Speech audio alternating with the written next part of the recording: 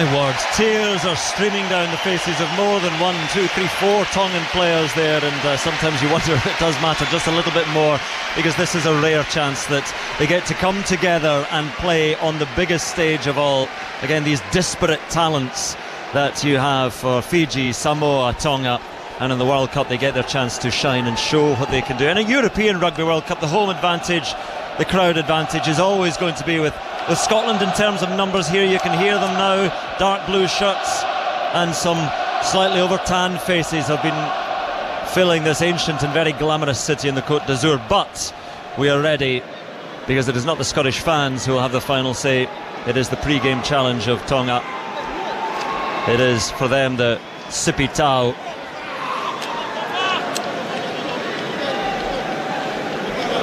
The haka for New Zealand, the Siva Tau for Samoa, the Thimbi for Fiji.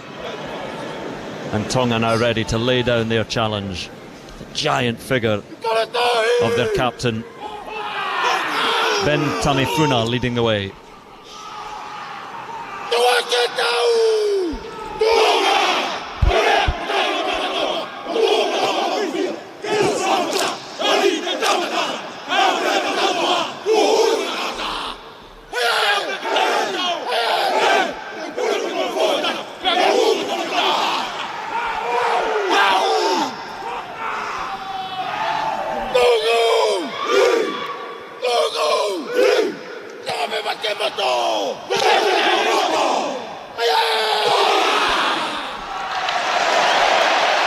Well, Scotland lined up on the 10-metre line facing that one.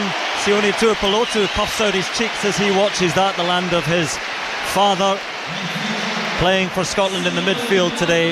And it was actually the squad captain, Sonatani Takulua, the scrum half who's on the bench today, who led the challenge, the Sipi Tau.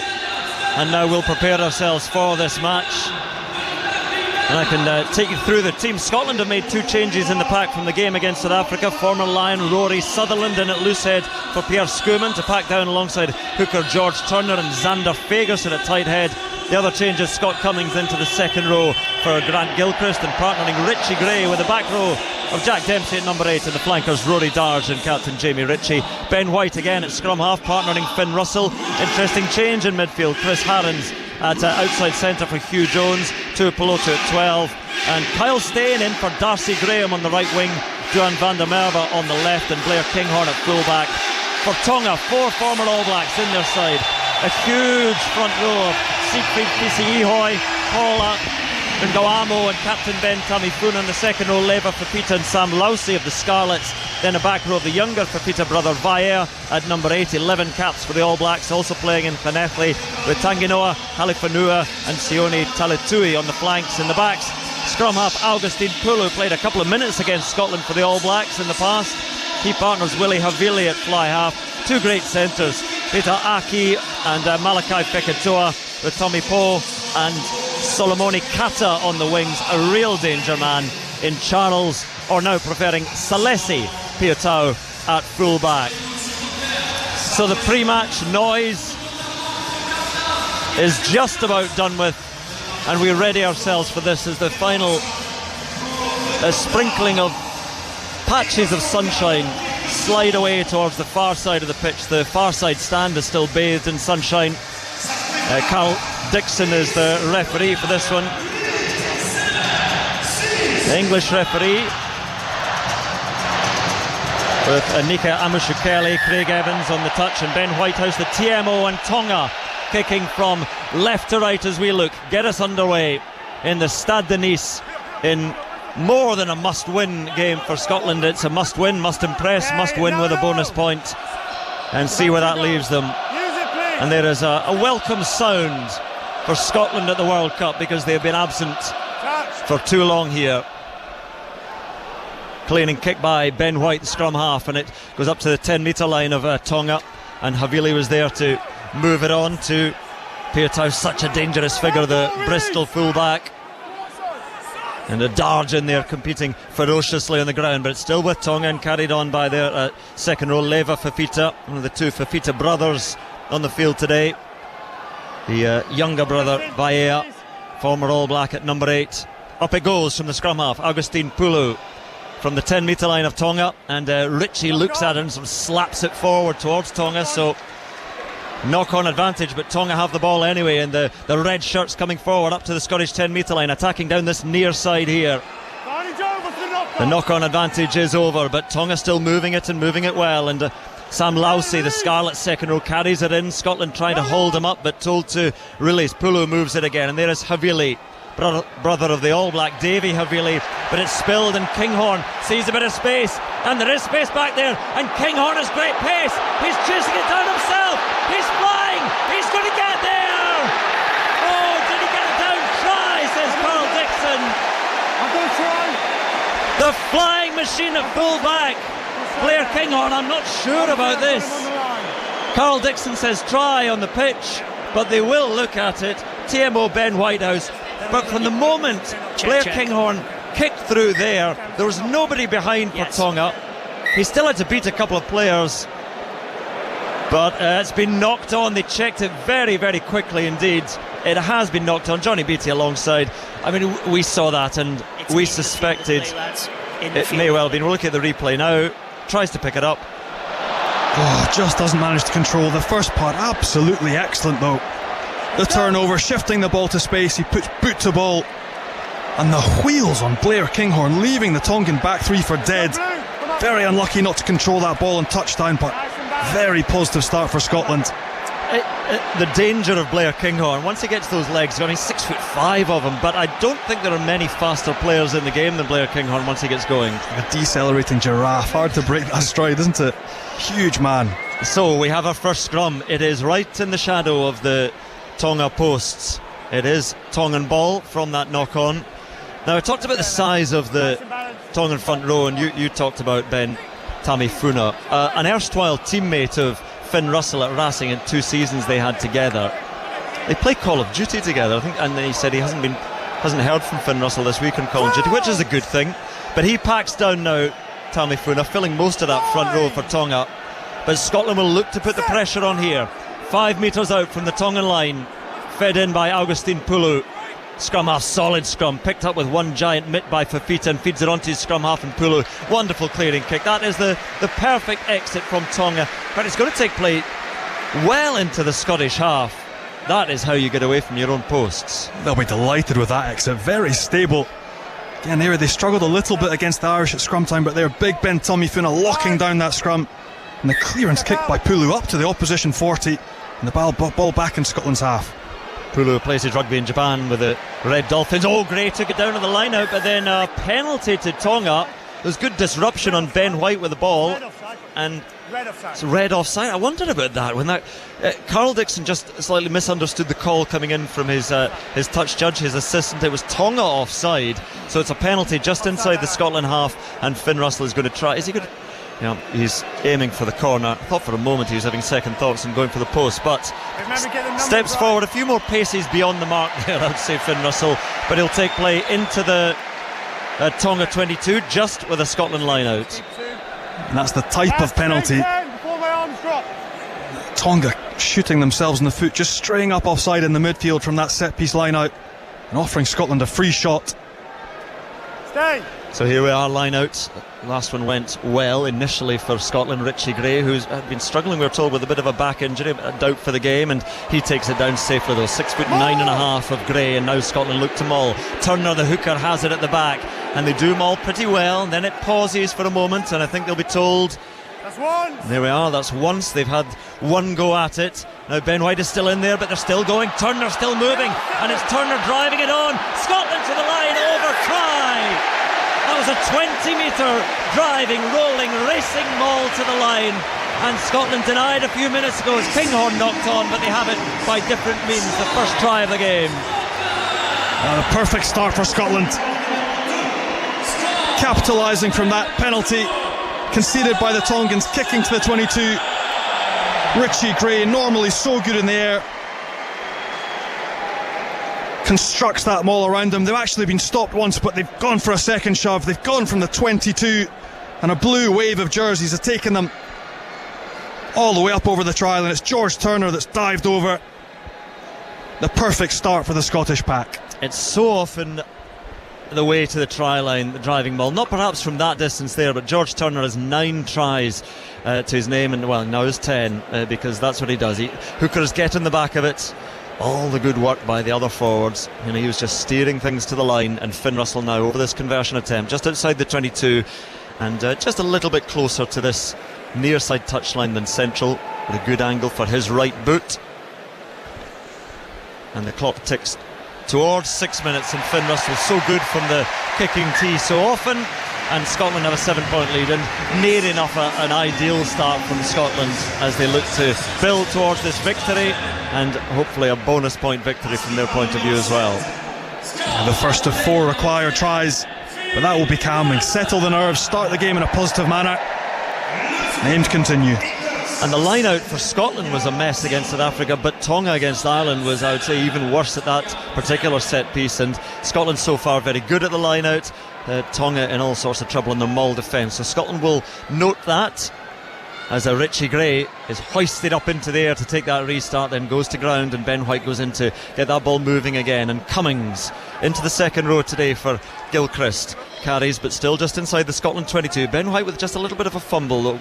Went backwards and able to regather and feed Russell, sends it into the sunny skies, and down it comes, and Blair Kinghorn contesting well, but eventually goes to the left wing for Tonga. Tamoi Po, and his bald head carries it on, and then goes to ground just over the Scottish 10-metre line. So there was a knock-on by Scotland in challenging for that high ball from Blair Kinghorn, so Tonga will have the scrum just inside the Scotland half. That's actually okay. There's a conversation going on. Carl Dixon saying that's fine to the captain, the giant, unmistakable captain Ben Tamifuna. They say he's the captain for the day on the field, but Takalua, the replacement scrum half, is the squad captain. Really good pictures last scrum. Let's go again. So Carl Dixon, you can hear him just saying really good pictures the last scrum. He wants to see that again. Good stability. We can find a balance. Yeah, 150 kilos he's down. I've seen him down as 155. Tell me, Funa, what would you say, north of that? 160, pushing. But what's incredible about Big Ben is his dexterity. If you follow any of the social media pages of the Tongan Union, his ability to drop kick a ball from the touchline. Play Call of Duty. Evidently. He's a talented man. He's a big man. He's very gifted. He had a long chat and embrace with Finn Russell before this game. Penalty advantage to Tonga as the 2 front rows went down there. A little stab through from Pulu, the scrum half. It'll go to Kinghorn, and then takes a fearful thump, but they'll come back for that penalty.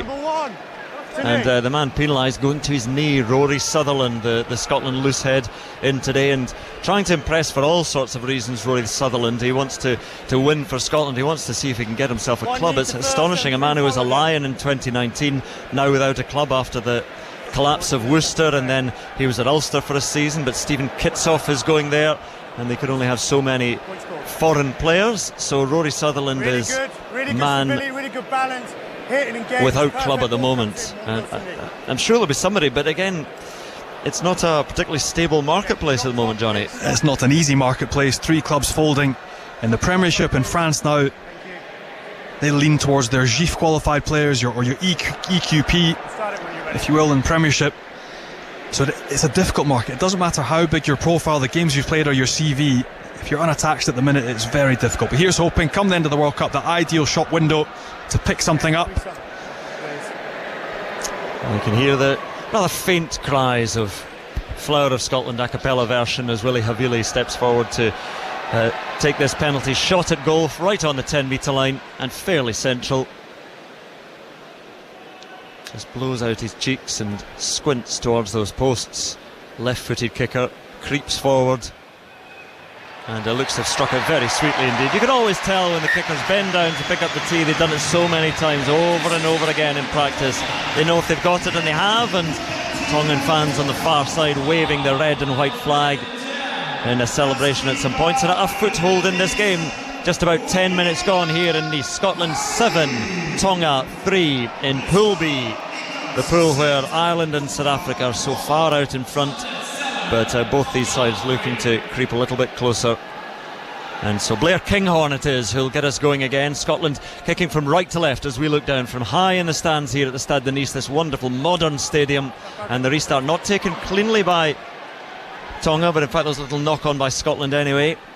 although the ball is with Tonga, and Havili moves it out. A dangerous player there on the outside centre, Malakai Fekatoa. But Tonga not having any joy from that particular attack, so they'll come back for their scrum for that knock-on. It is a glorious setting, this stadium here, and they've got the curve of the stand on the far side, and above it a hillside which matches the curve in a setting of I don't know, it's Provence, it's Côte d'Azur, it's a Cézanne painting. You've got these white and beige houses up there, and the red roofs and little cypress trees poking up, and a few right up on the top of the hill into a perfect blue sky. And I've identified the house I'd quite like to have. There's a white one there, and I'm looking at it through binoculars. Little pale green shutters. It couldn't be more French. There's a slightly Italian flavour to the architecture around here as well, right on the Italian border. Which one would you have, Johnny? I'm not. As long as I can come live in your pool house, I'll be quite happy. That'd be a weird dynamic. Anyway, a sitcom is in that. Let's pitch that. Here we are, 10 metres in from this near side touch, right on the Tongan 22. Scrum to Tonga, and Carl Dixon not happy with it. I think it does have a pool. I was staring at it through the binoculars. It's got a big garden and a terrace. I think they're having some work done as well, but it's a lovely place. Although I would say it's looking out over this stadium and the airport, but perhaps on the other side it's looking down into the Bay of Old Nice. What a place it is. My first visit to Nice. Sorry, we're resetting the scrum. You're not missing anything else in these ramblings. But a wonderful place to be, to visit. And a great stadium to play rugby. Ready to scrummage again. Tonga's ball on the 22. 10 metres in from this near side touch. 12 minutes gone. Scotland 7, Tonga 3. Good scrum, solid scrum. Neither side giving any quarter. Duan van der Merwe, first touch of the ball. And a roar, a buzz of anticipation from the crowd as he takes it, but then he takes a fearful thump, stays on his feet though, keeps those giant legs pumping up over halfway, down to ground he goes, and now Scotland move it, and now there are numbers out wide. If Scotland can shift a little bit of a step in field, Harris is there and Steyn together in tandem, they take it in, and now Scotland move it to the left. Rory Sutherland, oh my goodness, meeting of meaty figures there in midfield, and it was a big thump from Halifonu. I think the blindside flanker hit Sutherland. Ritchie has it now for Scotland. Sutherland back on his feet and still in the land of the living and moving well enough, and he's the dummy runner there as Scotland move it again. Harris, there is space out wide for Scotland. Harris moves it well, Kinghorn, out it goes, chance for Steyn, skips past 1, 2, and the ball goes loose and goes into Tongan hands inside the 22. Opportunity now perhaps for Tonga to counter. They do so with the kick into a bit of space. Breathless stuff here in Nice, and Duan van der Merwe is just ambling back there watching it into touch. That's beautifully played by Tonga from a difficult and dangerous position. They salvage things and will take play up to just outside the Scotland 22. It is Scotland's ball at the line out. Watching a replay of that, Johnny, Duan van der Merwe into Fekatoa it was, and others. There was a collision of Sutherland as well. My word. It's not the team, and again we talk about the run it straight challenge that we get Tonga playing South Africa in a couple of weeks' time, but you just don't want to run straight. Scotland though, with the ability to shift the ball wide, creating spaces, couldn't quite capitalise, but enterprising stuff. Sort of end-to-end stuff there. Cummings took it under great pressure at the tail of the line out just outside the Scotland 22, 15 metres from this near side touch. Scotland all in blue, attacking from right to left, but attacking from some depth here. Ben White in fact will send up the box kick, and underneath it is Solomoni Kata, who's heading to Leicester. Oh, he's just sat down Duan van der Merwe, and that tale will be told long in his life. Kata just thumped back Duan van der Merwe, who felt that. We all felt it inside the stadium. Now Tonga on the attack, and it's carried in by Peter Aki, a man of great skill and strength. And Tonga not far from the Scotland 22 again, 15 metres from that far side touch. Counter is good by Scotland, and Tonga told to leave it. Peter Aki is told to leave it. Blue ball, says Carl Dixon. It's all rather slow now. So Kinghorn with a right boot sends it high, sends it long, a little bit too long, and taken down by Willie Havili. Quite a slight figure compared to his beefier teammates, and the ball goes loose, and Scotland now have an opportunity to move it. Finn Russell sees the space though, he's looking for the 50-22. It's bouncing end over end, and was it in the 22? The touch judge runs up, and he is inside the 22. Scotland will have the line out. My goodness, that must have been by a matter of inches. And looking to take it quickly, Ben White, but sees none of his friends arriving. They weren't as interested as he was, but I thought Scotland would run it away from their own 22, but Finn Russell had other plans. A very mature piece of play by Finn Russell. He had men on the outside, but Tonga nobody in the backfield, and again the difference this 50-22 makes as we see the replay on the big screen, the collision between Kata and Duhan van der Merwe.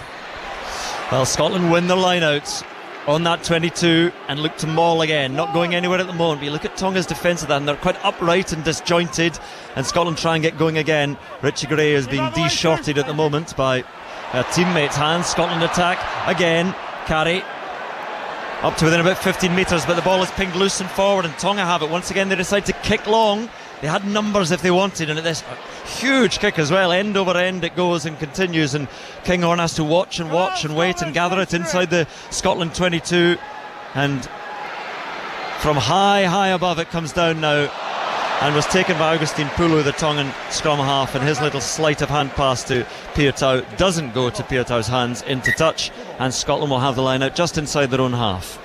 It comes to nothing, but it was a poor kick by Blair Kinghorn. He's gifted the ball, middle of the field, front football to Tonga, who guddle and just lose the ball forward. Carl Dixon's giving Scotland a hurry up here. You're not supposed to be allowed to gather in a circle of discussion, a council of war ahead of the line out, but they did, and it's quickly taken by Scotland. Tonga weren't awake to that. Sutherland just took it at the front and fed it back to Ben White, and now it goes to Russell again. He sends it high, and this one is well measured and just taken by Tamoi Po in the left wing for Tonga, and the ball is out, but it's with Tonga, but it's inside their own 22 now, and Scotland competing feverishly for the ball here. Tonga still have it, and they slow it for a moment and decide to take a moment. They're breathing hard. The game played at a very brisk pace indeed. A little trundling group of three forwards carry it for Tonga. Don't make too much ground at all, so still just inside the Tongan 22, 10 metres from that far side touch. Scotland 7, Tonga 3. 17 and a half minutes gone here on BBC Radio Scotland, 5 Live Sports Extra. Out into touch it goes inside the Scotland half, but taken quickly again. Scotland looking to keep Tonga moving. Sione to Pelotu, is spiralled up in the air and down. Nothing too bad in it. It was Peter Aki, the Toulouse centre. He went over him, but Scotland still with it, and Rory Darge. It might be a first touch for the open side flanker. Again, can be so dangerous when he gets the ball. Russell now has it, and from the halfway line sends it through. A little bit of a juggle from Tamoi Po, but he's able to gather the Tongan winger and send it downfield again, the way of Blair Kinghorn just outside the Scotland 22, and it's Kinghorn against Tamoi Po, steps left and right and then wanders into trouble down a dark alleyway of Tongan defenders, and Tonga will have the scrum just inside the Scotland half. Little bit ponderous by Blair Kinghorn. Initial part jinks out the first tackle, but then he just needs to accelerate into that collision area. Gets manhandled by the Tongans, loses the ball in contact. But early signs from Scotland, they don't want to play anything in their third. Finn Russell, Blair Kinghorn kicking long and on the field, keeping this ball in play. They are just getting caught a little bit as we go to a water break. Blair Kinghorn ambled back, shall we say, and stripped of the ball. Now a big chance for Tonga. Do we do a temperature cut-off point for the water breaks? Because I know we had them at the very start of the tournament when it was very warm indeed in Marseille, and 32, 33 degrees. It is warmish down there, but I'd say it's 25, no more than that. And but anyway, water break gratefully received. 18 and a half minutes gone. That's also if you're in the sun. This game's now been played in the shade. Are we saying the game's gone soft, Johnny? Oh, it's a bit generous. Anyway, we have the little water break. I think Scotland would be quite happy for it to keep going, because there are some big physical characters in the Tongan side. Scotland do pride themselves on the fitness and the pace they play at, as a lone pigeon just arrows its way across the pitch. Oh no, it's got a friend. It's heading up into the top tier. 3 tiers all around this, looking for some food, some wayward snacks. And we're ready to scrummage again, just inside the Scotland half, 15 metres from that far side. Again, perfect sunshine above this stadium, but down in the depths here, all in shade. And Scotland, after that very bright start, have just stalled a little bit, or rather Tonga have come back into things. Scotland getting a squeeze on at the scrum there, starting to go sideways and through the middle, but Tonga emerge with the ball. chance to attack, and Peter Aki here. Havili floats it out wide to his right wing, Solomoni Kata. Again, he bounces off Duan van der Merwe, is not having the best of the contest with Kata. And now Tonga come again through Leva Fafita, the second row, just heaving his way into the Scotland 22, and Rory Darge got in the way there. Penalty advantage. Oh, try for Solomoni Kata. Piatau and Solomoni Kata linking up on the right wing. Over goes Kata. Tonga have the try, and well, they've been coming back into the game, and they have the lead. Oh, we haven't seen much of them ball in hand at all, but when they do, oh my goodness, the individual quality, that sprinkle of stardust that's so precious in rugby. The actual initial starter play is superb. A 3-on-2 generated, and the ball's pinged wide to Kata, and he bumps off Duhan van der Merwe again. The following play is Piatau, busts his way through 2 tackles. The offload is absolutely sublime to Kata, and the finish is very simple in the end, but Tonga so good with ball in hand. And this is the danger that you talked about, Johnny, that everybody's aware of the Tonga backs. All the forwards did a huge amount of work to set up that position. You look at Solomoni Kata, who's just joined Leicester, a will after this tournament from Exeter, but played rugby league for Tonga and New Zealand. And Piatau, again, anybody who watches Bristol or watched the All Blacks with his past with the All Blacks knows how good he is, and his offload to Kata sets up the conversion attempt for Willie Havili. Tonga in front by a point, and in front now by 3. 21 minutes gone in Nice. Scotland 7, Tonga 10. Troubling times, but highlighted before the game that it might be close for some time, this game, so Scotland have to respond. And interesting, as we watch the replay there, my goodness, Duan van der Merwe is having a torrid time up against Kata just now. So used to seeing Duan van der Merwe on the attack and what he can do in defence. Sometimes he's troubled, and he's certainly been troubled by Solomoni Kata, who gets the first try for Tonga. And so in Pool B, as Scotland search for the victory, search for the 4 tries and beyond, they're trailing. Tackle, let go. But Scotland gather the restart, and then it's lost, and in goes Pulu again, the Tongan scrum half, but just inside the Tongan 22. Scotland looking to put the pressure on, Outside. and Augustine Pulu again just teasing it free with a right boot in to provide a bit of protection as Leva Fafita, man who now plays for Oyonnax in France. Pulu just gets that kick away beyond the outstretched arms of Richie Gray, and it's landing just inside the Scotland half with Blair Kinghorn. Shifts it to Dempsey. Haven't seen too much of the number 8, but oof and an ooh from the crowd as he's halved. Carried now by George Turner into Via Fafita. But Scotland get reasonably quick ball. Finn Russell looks for his runner. Duan van der Merwe skirting round his own players and then into the defence again, and his shock of blonde hair has rocked back as he felt the hit again. Richie Gray calling for this one in the fly half position on the Scottish 10 metre line, and Chris Harris moves it, bulky figure himself, but he's carried bodily towards this near side touch. Scotland not breaching that gain line at the moment, going through the phases. Oh, Rory Sutherland spins out of the challenge of Fisi Hoy, his opposite loose head, and up over halfway suddenly. Rory Sutherland sparking Scotland into life. Xander Fagerson bounces off a tackle or 2 up to the Tongan 10 metre line. Scotland in again, going through phase after phase. Ben White complains, but getting no joy from the referee there. Jamie Ritchie flings a loose pass. Finn Russell has to go back deeper into the Scotland half and tries to step his way out of a bit of trouble, then flings it easily to Kinghorn. My goodness, a pause for thought from Richie Gray there before he sets himself forward. So Scotland have been hammering away between their own 10 metre line and the halfway line through phase after phase. Harris nearly through, but taken down so well by Fekitoa. Jamie Ritchie, his headband under that hair, and again it shakes as he takes it into contact, and Finn Russell eventually sends the kick. It's almost a crossfield kick the way of Kyle Steyn on that far side. Can't get his hands on the ball. Knock on by Scotland, but Tonga have it, and a little bit of space appearing this time for Afosipa Tamoipo, the Perpignan wing, left wing for Tonga. Nothing doing there. They'll come back for that knock on. A Tonga scrum just outside their own 22. Well, that passage of play, how many phases Scotland went through there, and certainly in the high teens, not to much great effect, but some of the hits coming in, Johnny. They're colossal, but that's what you expect, and the nuance in Scotland's game isn't quite there. We've seen half a decent line break by Rolly Sutherland, a tip on from Richie Gray, but it seems when they get to the defensive edge, they're not quite getting that extra pass to take them into the 5 or 50 metre channels. They're running upright, straight, and getting absolutely clobbered. Duhan van der Merwe, that must have been 4 or 5 collisions he's been through now, and he's been dominated completely.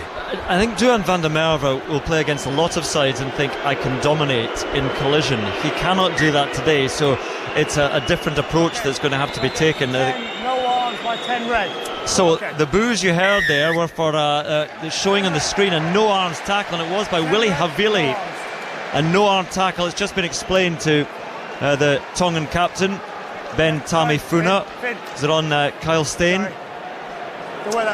And so it's a penalty to Scotland just outside the Tongan 22. So Finn Russell with no angle to play with at all, so he hits that sort of curve or slicer off the outside of his right boot and just takes Scotland into the Tongan 22. That's where you want to be a little bit further infield with a penalty. You could stick it up to within 5 metres of the line, but right down in that far corner just inside the 22, Scotland are going to launch an attack from this line out. How are they going to do it? Maul is usually the safest option, although George Turner was slow to get back to his feet there after particularly bone-jarring hits, but the hooker now ready to pick his target. Hits his man in Jack Dempsey, who rises, and now Dempsey is calling the orders in the heart of that maul, and Scotland are starting to creep forward. Then they have one pause, but they could have one more go at it, and they are creaking inch by inch forwards and still going about 15 metres out from the line, but Ben White moves it now. Sony to Pelotu, to Finn Russell, to Kinghorn, to the gap, to Duhan van der Merwe for the corner. Try Scotland. And Duhan van der Merwe has been having all sorts of troubles in defence, but he's still a try-scoring machine. He gets Scotland second, he puts Scotland in front. That's really well executed by Scotland. Sione Tuipulotu took the ball to the gain line. There's some late movement out the back by Finn Russell, which causes the Tonga defensive line all sorts of issues. And the pace of Blair Kinghorn, once that 3-on-2 is created on the outside, the pace of Blair Kinghorn, the timing as well, hits the line perfectly. A 2-on-1 for Duhan van der Merwe, and he dots over in the corner.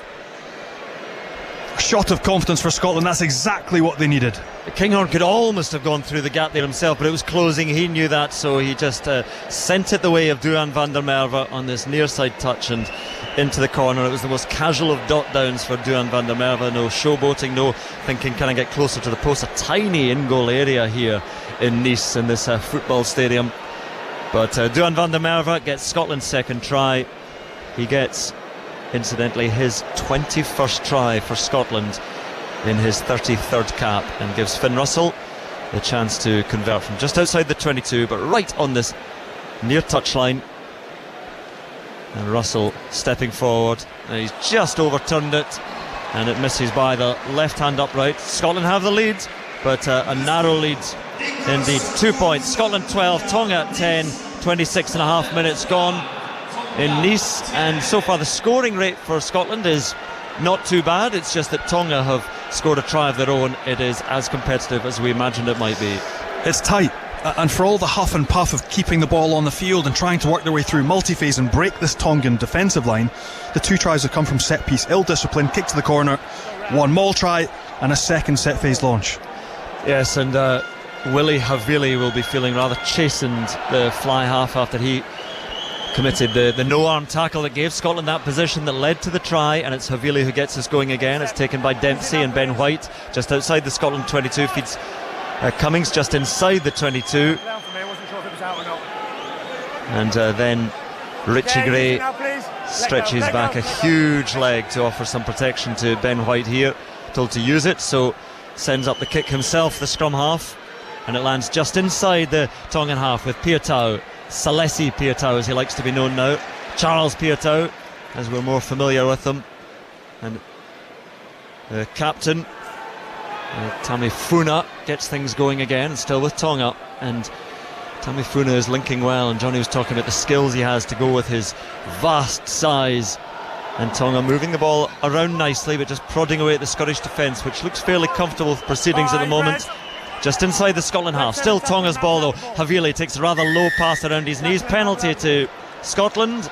Red 7 took blue 7 without the ball. And you can hear red 7, which is Sione Talatui, who took Rory Darge without the ball. And a bit of a slap of frustration there from Finn Russell, because he hasn't bitten off quite as much of that far touchline as he would have liked or expected with his penalty. And so Scotland will have the line out midway between the Tongan 22 and their 10-metre line. But really, Scotland are having it all their own way at the line out here. This is one area of the game that's just free ball for them just now, which of course is the commentator's curse. Long though, and it's bouncing loose. Jamie Ritchie takes it, and Kyle Steyn coming in off his wing looking for that ball. Scotland into the 22. Richie Gray goes straight into the left wing. Tamoipo still with the men in blue just inside the Tongan 22, and Tonga with the counter, but it's still coming back on the blue side. Rory Sutherland takes it in the fly half position, and a small and sturdy figure carries it in well. Jamie Ritchie looks right and then flings a rather loose pass beyond the grasp of Russell. Then Harris scoops it up, and the outside centre takes it in. Jamie Ritchie, as Scotland prod away at this 22, and the red defence, which is setting itself pretty firm. Opportunity now though, 2-on-1. Kyle Steyn to the step. Kyle Steyn is over. Third try for Scotland. And the Tongan defence just melted away on that far side, and Kyle Steyn, taking his chance on the wing today, gets Scotland's third try, and now Scotland are moving. A lovely piece of play by Finn Russell. We talk about the creative toolbox he's got, the ability to fizz balls across the defensive line, and he's picked out Kyle Steyn absolutely perfectly, right across the face of Peter Aki, and Steyn onto the ball with pace. The finish in the end is straightforward, but the key is the quality of that ball on the line, the ability to pick a man in space. Beautiful pass by Finn Russell. And when you look at Finn Russell do that, you wonder, why can't all fly halves do that, or what is the great skill about that? But it is the anticipation of who's there and just finding them perfectly with a pass which is just beyond the grasp of the defenders. It's his passes, like he does himself, just live right on the very edge. And now Russell himself steadies over this conversion. Scotland's third try, just 8 metres or so in from that far side touch. Again, wrong angle for a right-footed kicker, but again he looks pretty pleased with this one off the left hand upright. Gives it a huge rattle, and that post is swaying still from the impact of that one. So the last 2 tries unconverted, so 3 tries for Scotland, but still just a 7-point lead. But again, just watching a replay that's fired out, just fizzed out low, fast, and Steyn did the rest. And if you're Tonga, you must be scratching your head as well. 3 penalties given away there for a late shot, not wrapping arms. Out of nothing, you've given Scotland 3 shots. They've taken all 3, and they'll take them all day. 3 tries, 1 more required for the bonus. And that's not bad at 31 minutes and 20 seconds gone in Nice. But Scotland have 3 tries already. The restart taken by Jack Dempsey, who's warming to his task. The former Wallaby played for Australia in the 2019 World Cup, and Ben White gets the pressure there, and Tonga have disrupted it, and the ball bounces loose, and Tonga have it just inside the Scotland 22 now.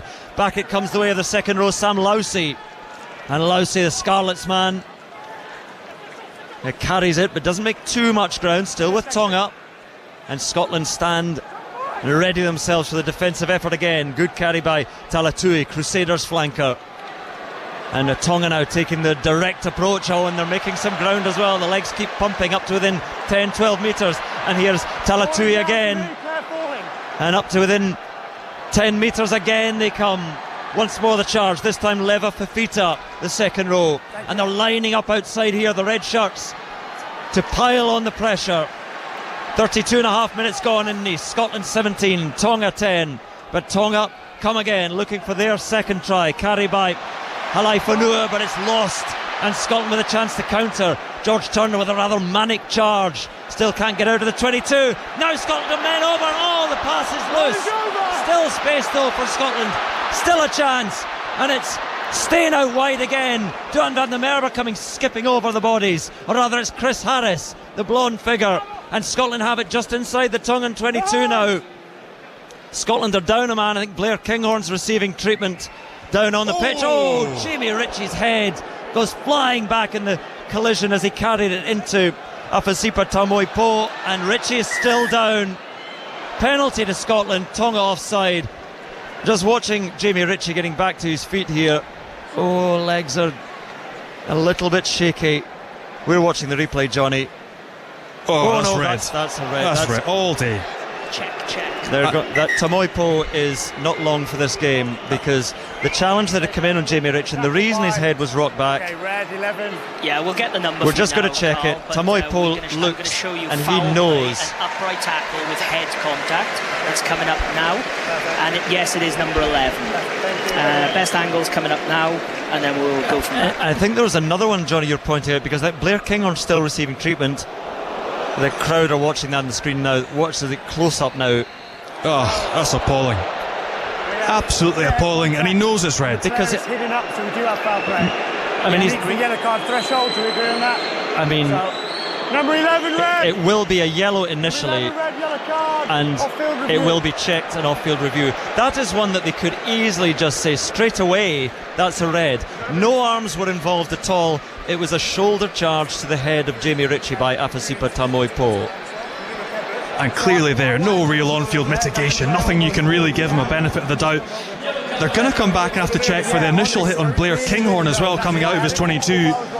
He took a late shot, no arms to the back of the ribs, and he's still down in backfield.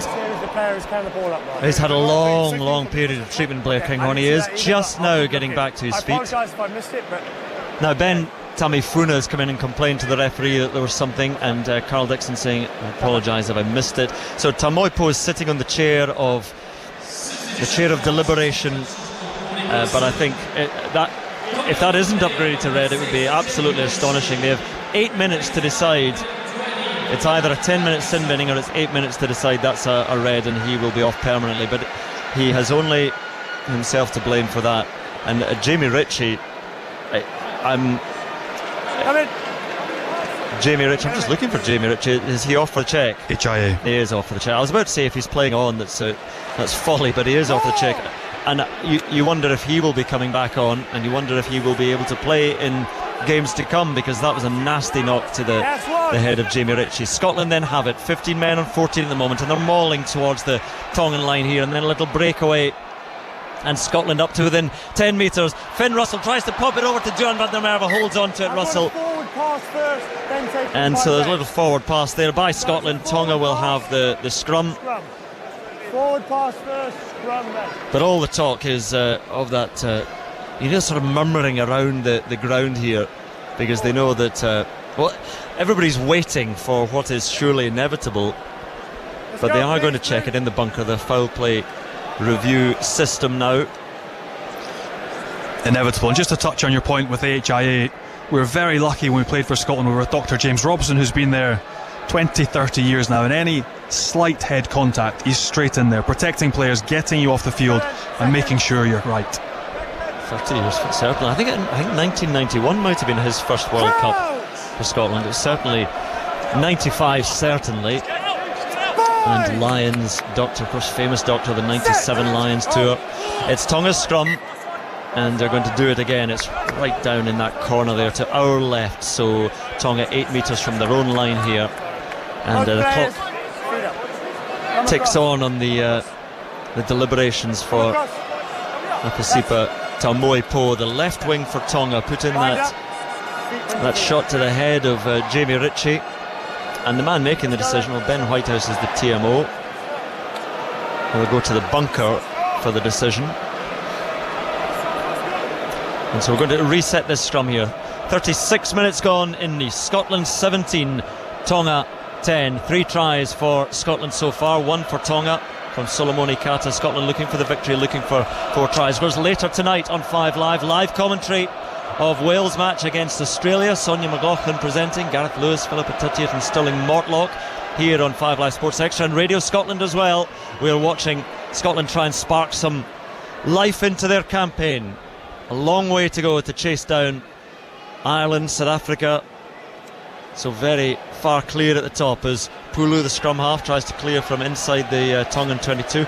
I'm just looking at the damage that's been done to the pitch where Nice play their football. A huge carpet of turf has come up where that scrum was. They lay it in sort of carpets, don't they? It's a rolls that go out, and a roll has been unfurled by the hind paws of some very large creatures, and it's made a right mess of things. But Scotland have the line out, not far from the Tongan 22. Good take by Tuipulotu, a little loop around from Finn Russell, risky pass to Deon van der Merwe, frees himself, and then taken the second attempt by Fekitoa. Oh, and now Tonga have the loose ball, attacking 14 on 15, but going well. Good strength by Solomoni Kata again. He's drifted from his right wing to his left, and pick up by Piatau. But it's only blue shirts around him. Into touch he goes, midway between the Scotland 10 metre line and the 22. I wonder how long they need to. Do they always have to take the 8 minutes, or can they take one look at it and say that's probably a red there? Well, you would have thought it'd be straightforward, wouldn't it? But just how important will that card change be? Only 7 points between the sides. Tonga a man down currently. They still look great with ball in hand. They're threatening to burst into life, but you think a second 40 down to 14. I think in a way though Scotland might like the challenge of competing and winning and trying to win well against a full side, because if Tonga are reduced to 14, people will say, well, it was 14 men, and at the moment Scotland have the better of things, and a space again as Scotland attack. And here is Harris, little no-look pass to Blair Kinghorn. It looks to be okay now, and a shimmy as he tries to make his way around Havili, and then Talatui. And then the kick over the top by Ben White. Sees the space in the backfield. Oh, and it's bouncing towards touch and beyond Tonga. They get to it before it fashions a 50-22, and it's Salesi Piatau who's taken it to touch. So Scotland will have the line out anyway. A minute and a half remaining in this first half, and Scotland are going to have a grand attacking position here to try and find their fourth try before the break. That's smart play again by Scotland, lifting head, seeing open space in the backfield. It's the wing as well. Tommy Opo's off the field at the minute. It's his flank that was left open. Scott Cummings and Matt Fagerson as well, who's on the field. It's them with the chase up work, the kick chase, they bundle.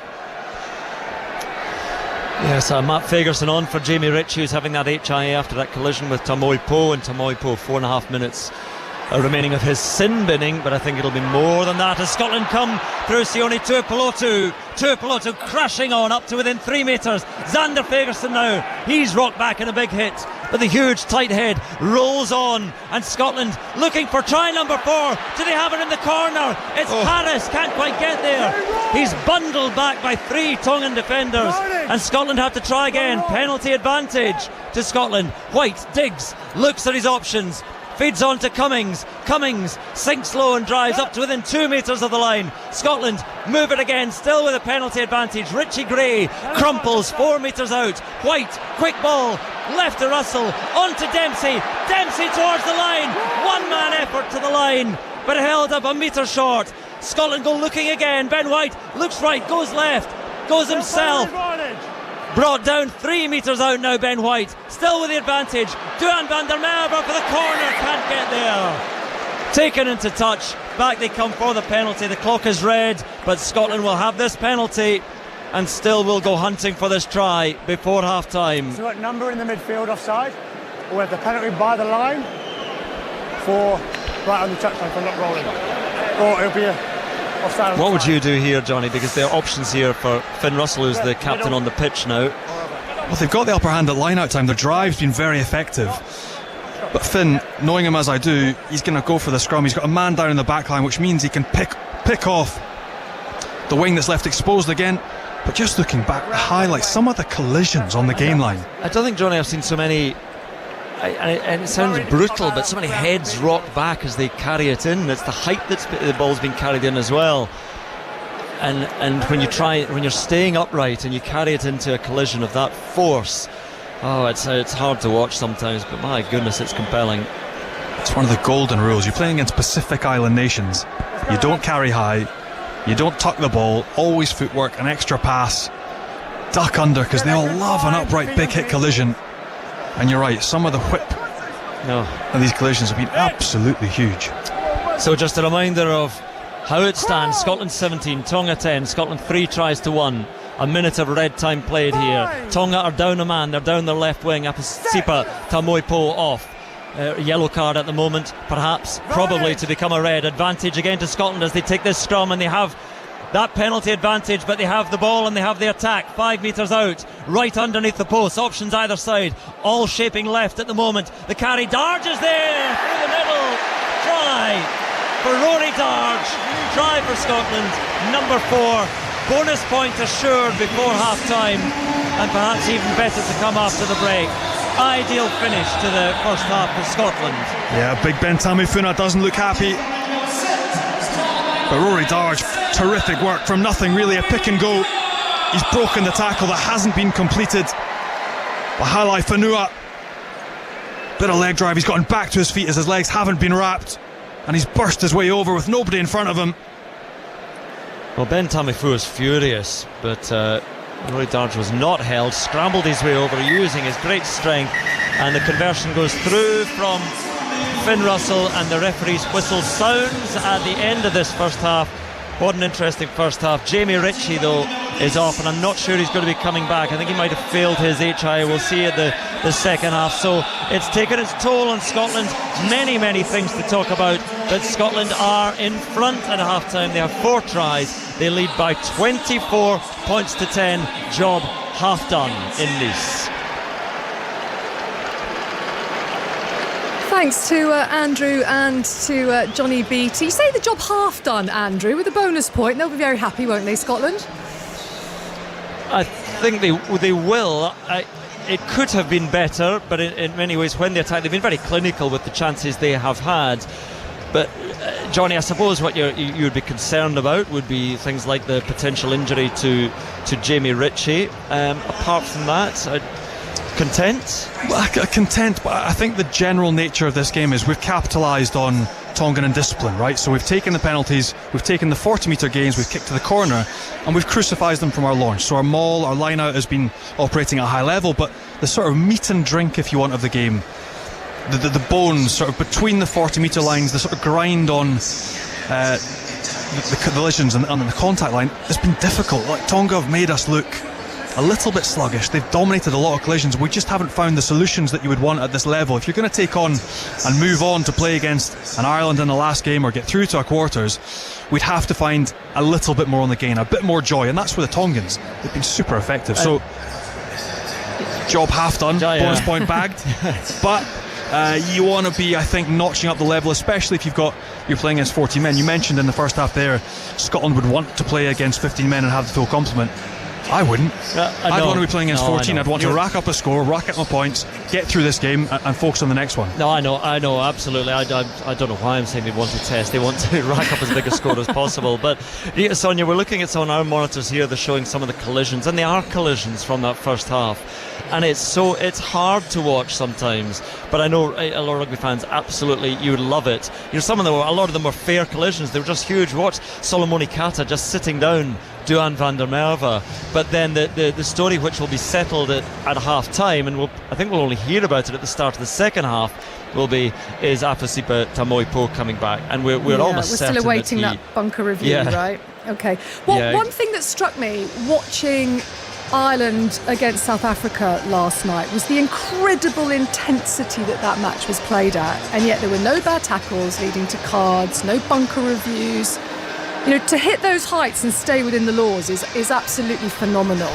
But when you get a player like Tamoipo, is that just bad technique? Is that just not playing rugby at this level enough? What is it? Well, no, I'd say that's unfair. He plays in the top 14, has done for the past 5-6 seasons at Cast and Perpignan. He's a terrific rugby player. But there's something symptomatic with Pacific Island play. There's a lot of upright, physical collisions, and that's just one that he's got all wrong. He's wanting to stand up and lay down a physical marker and take on Jamie Ritchie, but he needs to drop his hips. We're talking about getting eventually below sternum height. I know Jamie's also come in and he wants the ball carry, he wants to bounce, so he's dipping last minute, but there's just no way. That technique cannot be applied at this level. You have to get lower, you have to go for hips, and you have to be fair with it. He's got it all wrong, so he can have no complaints. I've no doubt in my mind that will be upgraded to a red, but I've watched him, I've played against him in the top 14 many a time. He's a terrific rugby player. Normally he's much better than that, so he'll be disappointed because he'll also know he's going to leave his teammates down to 14 for 40 minutes, which is an awful thing to do for any player. Yeah. OK, Andrew and Johnny, thanks very much for now. We'll be back with you very, very shortly. That's Scotland leading by 24 points to 10 over in Nice. And they've already got the bonus point secured. And you've got a feeling that given there's the potential for Tonga to be down a man in the second 40, that Scotland could yet put more points on the board. Now, over on 5 Live, a little later, from 7:30, we will have all the build-up to Wales against Australia. What a mouth-watering prospect this is, because not to put too fine a point on it, it's do or die for both. Let's head to Leon right now, where we can talk to the man who's going to be leading our commentary team a little bit later, Gareth Lewis. Hi, Gareth. Hi, Sonia. How are you doing? You okay? I'm really well. Look, just briefly, last night, the atmosphere at the Stade de France last night, those Irish fans brought such colour and spectacle to this World Cup. I'm imagining that the Wales fans are not to be outdone. I've seen some stuff on social media of choirs in full voice in Lyon. Yeah, they've done a top job as ever, and it's a big city, Lyon, so you can just find a little corner where it's almost as if the rugby isn't happening, but that has become more and more impossible as the day has gone on. The one difference is, though, I think Ireland fans think they might be on the verge of something very special. It's slightly different for Wales. If they do get through the pool, the draw is kind. I'm not sure, though, that there's the belief amongst Wales fans that their side can go on and win the World Cup. Matters at hand first. They need to beat the Wallabies first this evening. Yeah. Look, at this stage, because we have bonus points at the World Cup, we get a bit bamboozled, don't we, with permutations. So it's quite... But it is actually quite simple here. These two have to win, don't they? Yeah, right. In front of me, I've got, and I was saying this on 5 Live earlier, I've got a piece of A4 paper, and both sides are full of every possible... And maths is not my strong point, but every single permutation possible. But the one right at the top, you know what? Because I'm going to give you one. When we're on 5 Live, I'm giving you the hospital pass of all hospital passes. Don't do that. I'm going to stick with a simple one, Sonia, and that's right at the top. If Wales win, they're actually through to the quarterfinals, regardless of what happens in their last game against Georgia in Nantes in a fortnight. So win, and Wales are through with a game still to play. Doesn't necessarily mean they'll finish top of the pool, but a win, any win, will do. And I'll tell you what, remember that game 4 years ago out in Tokyo? Probably the best game of the entire World Cup in 2019. If it even comes close to that this evening, we will be in for an absolute treat. We will. Look, and by conversely, that if Australia don't win, we're talking about them not making a quarter-final for the first time in their great history, given that they've won this tournament 3 times, right? Twice, I think, isn't it? Yeah, twice and 3 finals, yeah. So that's huge. And as if we haven't had enough drama and an intrigue in the build-up to this match, we hear today that Eddie Jones has reportedly held talks with Japan prior to the World Cup even starting, because obviously we know Jamie Joseph, their current coach, is potentially leaving. Mm-hmm. What do you know? Right, I can bring you right up to date because we put the feelers out. There was a meeting between Australian media and the kind of powers that be at Rugby Australia at about 5 o'clock French time, so about an hour and 40 minutes ago now. And they've basically repeated what they said in a statement that they gave to the Sydney Morning Herald, which broke the story this morning. So Phil Waugh, the chief executive of Rugby Australia, has said that Eddie Jones has said to him that there's nothing in this report. Phil Waugh went on to say that Rugby Australia is committed to keeping Eddie Jones on as coach into the future, and that he trusts Eddie Jones. So there we go. It was a big splash and a heck of a story on the eve of, what Tim Horan, actually, a former Australian centre, has called the most important game in the history of professional rugby in Australia. Sure, they played bigger games. They played World Cup finals, 99, for example, in that professional era, 2015 as well. But they've got a Lions tour coming up. They host the next World Cup. And, there's a real scramble for sponsorship, the marketing, all that kind of thing in Australia, where rugby union is far from the biggest sport. And if they went out in the pool stages, it could be a hammer blow to trying to drum up not just the publicity, the PR, the interest, but the money as well to keep that game going forward and keep it growing. Because they have got, one thing Eddie Jones has done is he's brought through an awful lot of youngsters in his squad. Plenty of them, that's controversial in itself because he's left out some real tried and trusted. But, in 4 years' time, perhaps, if not this time round, if it all goes to plan, they could be a force to be reckoned with. Philippa Tuttiett is along. Hi, Philippa. Hi, Sonia. How are you doing? Always a joy to talk to you. Look, I want to talk Wales in a second, but if you were a Wallaby in going to that stadium today, you're going to be in the dressing room and you're looking at Eddie Jones and you've got wind of this story, what do you think? Do you thinking, hang on a minute, if he's held talks with Japan, is he saying he doesn't have any faith in us? Oh, gosh. I mean, that is a really loaded question. Sorry. Yeah, thanks. Straight off the bat. Welcome to the World Cup. Yeah. But you know what? Speaking on personal experience, when you go to a World Cup, yes, of course, you're playing for your country, your coach, your management, but you're also playing for yourself and your teammates. And I think with this young squad, quite a few of them have played domestic rugby together.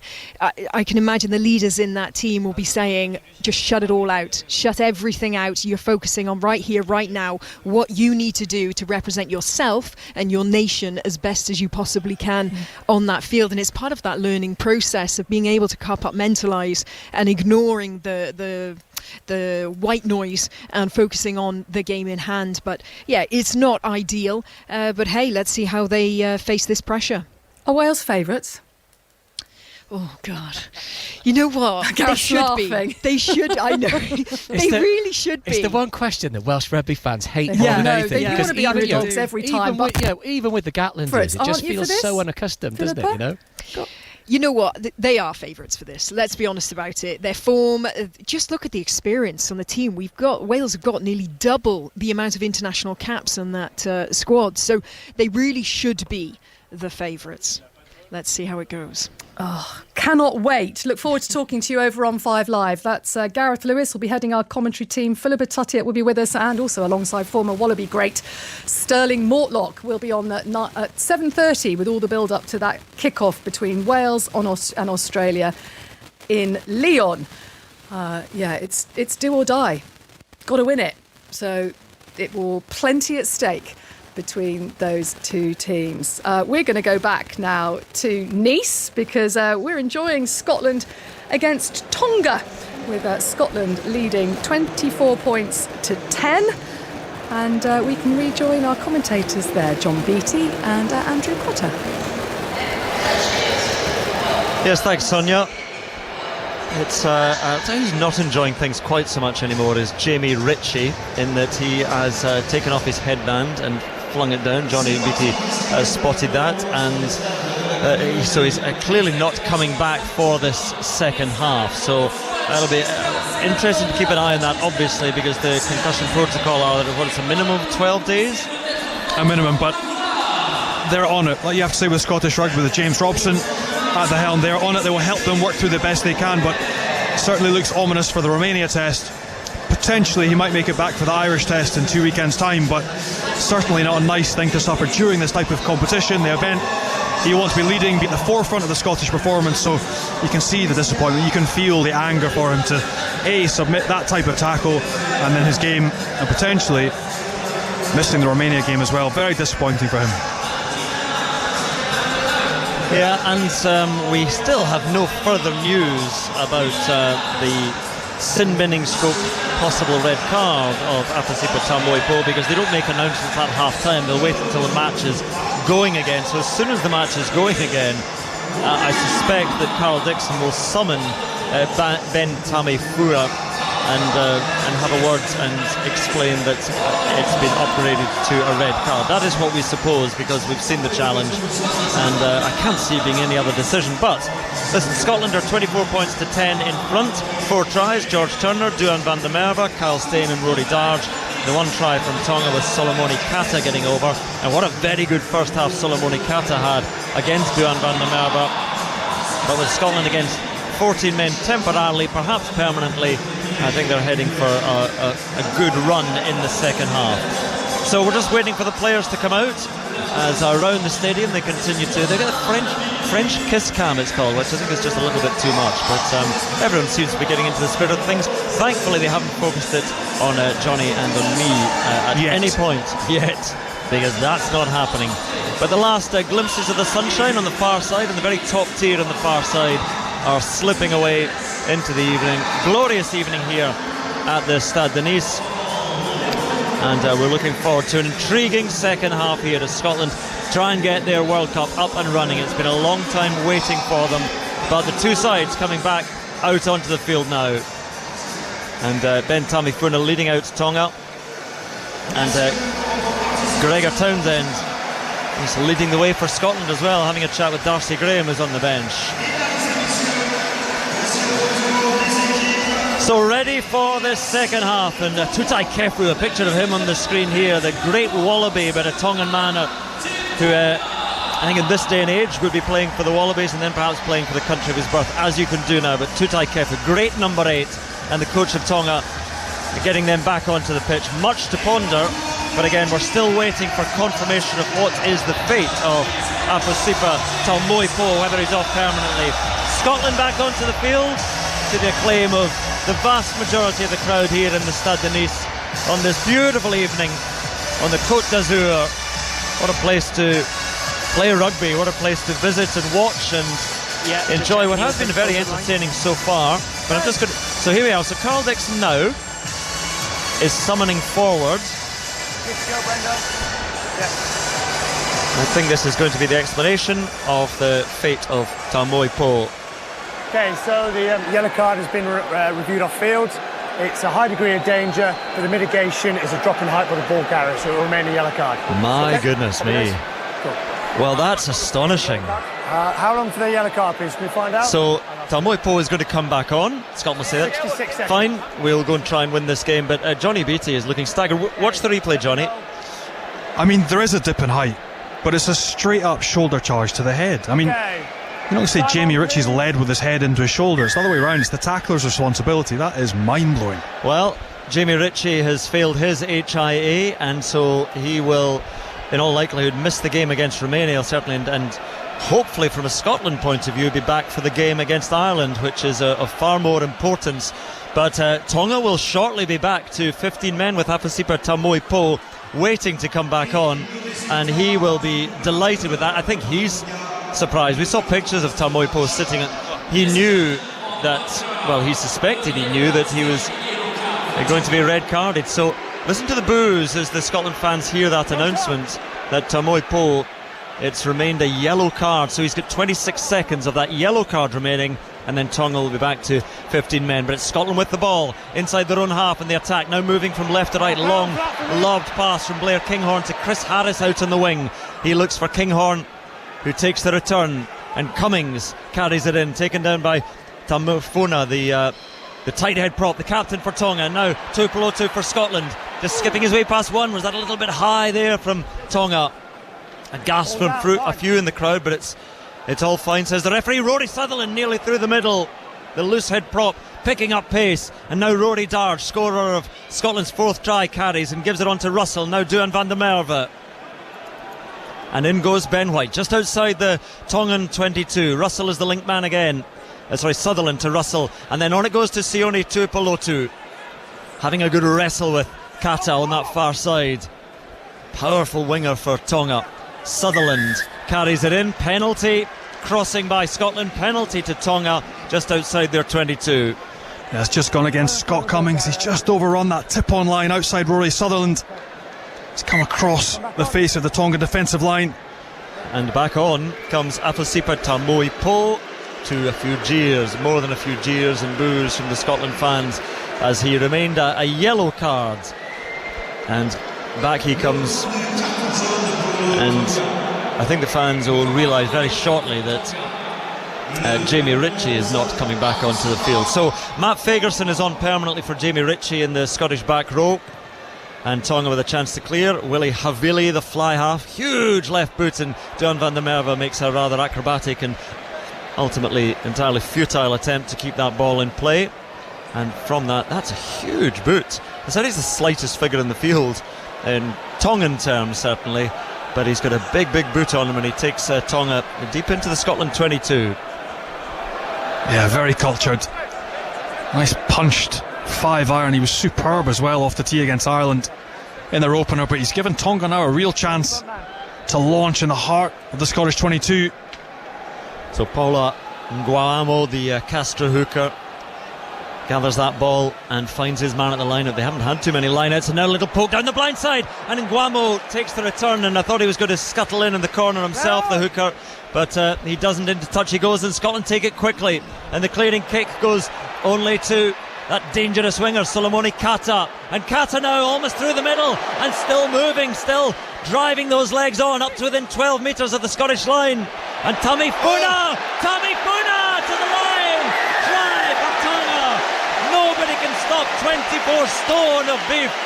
Over the line he goes, Tonga's try, and they're back in this game. And for the first time we see the big man on the front foot. What a carry by Big Ben Tamifuna. We often talk about this game as just as simple about winning collisions. A poor kick by Finn Russell into the middle of the field allows Kata to draw in 3 or 4 defenders. There's an overread actually by Chris Harris. He shoots out of line past Ben Tamifuna, and Big Ben Tamifuna one-on-one against Finn Russell, then Richie Gray. Kyle Steyn coming in to try and halt the run, but takes 3 men with him, and Tutai Kafu punches this guy in the box. Tonga straight back into this game. That was almost comical. It was Obelix charging through the Legionnaires. It's just he was carrying Scottish defenders with him, and Tamifuna, his try, was something special in itself there. I think too many Scottish fans will be chuckling at that, but it was very, very entertaining indeed. And Tamifuna, second try for Tonga in total, and now to the entirely different build of Willie Havili, but with that cultured left boot he does send over the conversion. So Tonga are suddenly within 7 points here, 44 and a half minutes gone in the Stade de Nice. And what a start to the second half for Tonga. They get Tamoi Po back on the field after it wasn't upgraded to a red. They have 15 men out there, and they really do have a bit of belief now that they can do something more in this game. Watching the replay of that choice, that was Ben Tamifuna. If you don't know him, he is vast, and he just carried Scottish defenders over the line. And Tonga with their second try, up to within 7 points. 45 minutes gone. Scotland have the bonus point, but they don't yet have the win, and they're going to have to do it a slightly harder way now against a full complement of players without their captain Jamie Ritchie, as the ball is taken inside the Tongan 22 from the restart, 15 metres from that far side touch. And again it's just eased back with the boot of Augustin Pulu, and the scrum half now shapes to kick, just scuttles a few yards. He wasn't particularly well covered by Scotland there. He had room to move, but what's going on over there? Consultation, Xander Fagerson having words with, he's surrounded by Tongan players there, Xander Fagerson, no friends to help him in that altercation. Cummings takes it well at the front of the line for Scotland again. Once more Rory Sutherland, after a jittery start, he's been very impressive, and now Kinghorn runs onto, there's another ball on the field, and they're going to have to stop that there as the pass was forward anyway. I think it was thrown out of the crowd, and it just suddenly appeared as Scotland tried to attack towards the Tongan 22, but the pass was forward. Yeah, the complexion to this game has totally changed. Scotland, you thought, would walk this second half with Tonga down to 14 men, but now trying to find ways to get around, over. They struggle to get through this Tongan defensive line. Blair Kinghorn there on a nice reverse play after the quick line out taken, hit up in midfield, back down the short side, but just that ball strays forward. Again, it's a wonderful setting, the floodlights which ring this very modern arena, the most modern of all the stadia here in the 2023 World Cup. Floodlights are starting to do a bit of work, but it's still bright sunlight outside. It's just that it's starting to set, and it lights up the hillside beyond the stand on the far side, and the house, or the villa in which I'm going to live when I retire with my many dogs and cats. Anyway, we have had a little bit of a break for treatment to players. It's not a very early water break. You don't need water break now, surely. The temperature has dropped to something very pleasant. 15 metres from that far side touch, it's a Tonga scrum midway between their own 22 and their 10 metre line. Scotland 24, Tonga 17. 6.5 minutes gone in the second half in Pool B, the pool of no mercy, as Scotland try and chase down Ireland and South Africa, and the scrum is hugely unsatisfactory. Carl Dixon is going to go down the far side, the blind side, to have a look at things. Again, a reminder, as we see a picture on our screens. So Jamie Ritchie has replaced his headband. He's got a huge scowl on his face. He looks very stern indeed. He's replaced it with a Scotland bucket hat, and he's sitting underneath it like a bit more of a break foot. A little bit more. A little bit more of a break foot. A little bit more. And they pump up the music at the. I'm just seeing who that is. That's Rory Sutherland, who's down receiving treatment now, although he's being held back up to a sitting position that James Robson is on. And Scotland looking to make changes in the back line because Darcy Graham's warming up and George Horne is warming up as well, and also Hugh Jones. But Rory Sutherland, seeing a close-up of him now, he's getting the deepest of deep tissue massages to his giant neck from James Robson. And so we get another break, and of course at a break in any stadium these days they have to turn the volume up to 11, as if we're going to just wander off if we're not entertained. Just to get some stats there. Tackles missed by Tonga 25, tackles missed by Scotland 8, dominant tackles 6 by Tonga, 3 by Scotland. Yeah, dominant to say the least. Let's go. Ready to go again. The DJ has left the building, thankfully, and scrum to Tonga and Augustine Pulu of the Hino Red Dolphins in Japan. Crouch! Ready to feed this scrum, and we're hoping for entertainment again. It's been a long break, so Rory Sutherland is okay. Those changes in the back line will have to wait. Hugh Jones, Darcy Graham, George Horne. The feed, and nobody is getting the advantage there in that scrum. Scotland start to just creak it forward, but Tonga have moved the ball, and Pitaki ships it out to Fekitoa, stabs it through. In fact, it was fullback Piatau on a wonderful kick, and Blair Kinghorn takes it, but as he takes it, he slides into touch. So Tonga will have the line out just outside the 22 of Scotland. And is there a bit of tension around from Scotland fans and players now, Johnny? Well, there has to be. Scotland back to within one score, and again, they play well. These boys aren't going to roll over. That's an excellent exit. A wipers, as we would call it back in the day. A miss one from 10 out to Piatau, and again, it's a lovely cultured grubber off the left boot that forces Kinghorn to slide, take the ball across the whitewash. Tonga now another chance to launch, another chance to strike inside the Scottish 22. They're not going to roll over these boys. They are talented, gifted and organised rugby players. 4 changes made by Scotland. Those 3 backs we mentioned, Hugh Jones, Darcy Graham and George Horne are on, but also Pierre Schoeman coming on for Rory Sutherland at loose head. Tonga's line out just about works, but then it goes loose, and it's a penalty advantage though to Tonga. So again, Tonga coming back into things here. The carry by their open side, Talatui with that penalty advantage. And there is Tame Funa, the captain, the try scorer, but doesn't make too much ground there for once. And that stadium announcer is going through his life story at a great volume. It's a penalty, so the man infringing there was Jack Dempsey, and it's going to be a penalty to Tonga just inside the Scotland 22, and Havili is going to send it to the corner. So here we are. I thought the difference is 7 points, and that is a fairly straightforward kick for Tonga, for Havili, but it's Havili who sticks it into the corner, and it's a good kick as well. It's going to be a 6 metre line out. Interesting decision though, Johnny. Well, I think they believe in themselves. Whenever they've held onto ball, they've dominated collisions and they've created opportunities. So 2 tries to good already. They're kicking well. They're backing themselves. So it's a shortened line out. Oh, and Tonga, a bit of an overthrow, and it's stabbed on the loose ball. And it wasn't straight anyway. And now they would be thinking, could we have the 3 points, please? Can we wind back? Again, really, you have to pick apart what they were doing. A 4-man line out, which you don't see very often in that type of scenario. They actually chose the hardest possible drill. 2 steps back, another 2 steps all the way back to the 15 metre line, asking their hooker for the toughest possible throw. They've coughed up the ball. That's a big chance goes a begging. Sigh of relief for the Scottish boys. Nothing if not ambitious. Different figures in the scrum now for Scotland. Pierre Schoeman on the loose head, powerful South African Scot, and he is a mighty scrummager. And Scotland will need his efforts here because they're only 7 metres from their own line. It's George Horne now on at scrum half for Ben White. I didn't hear.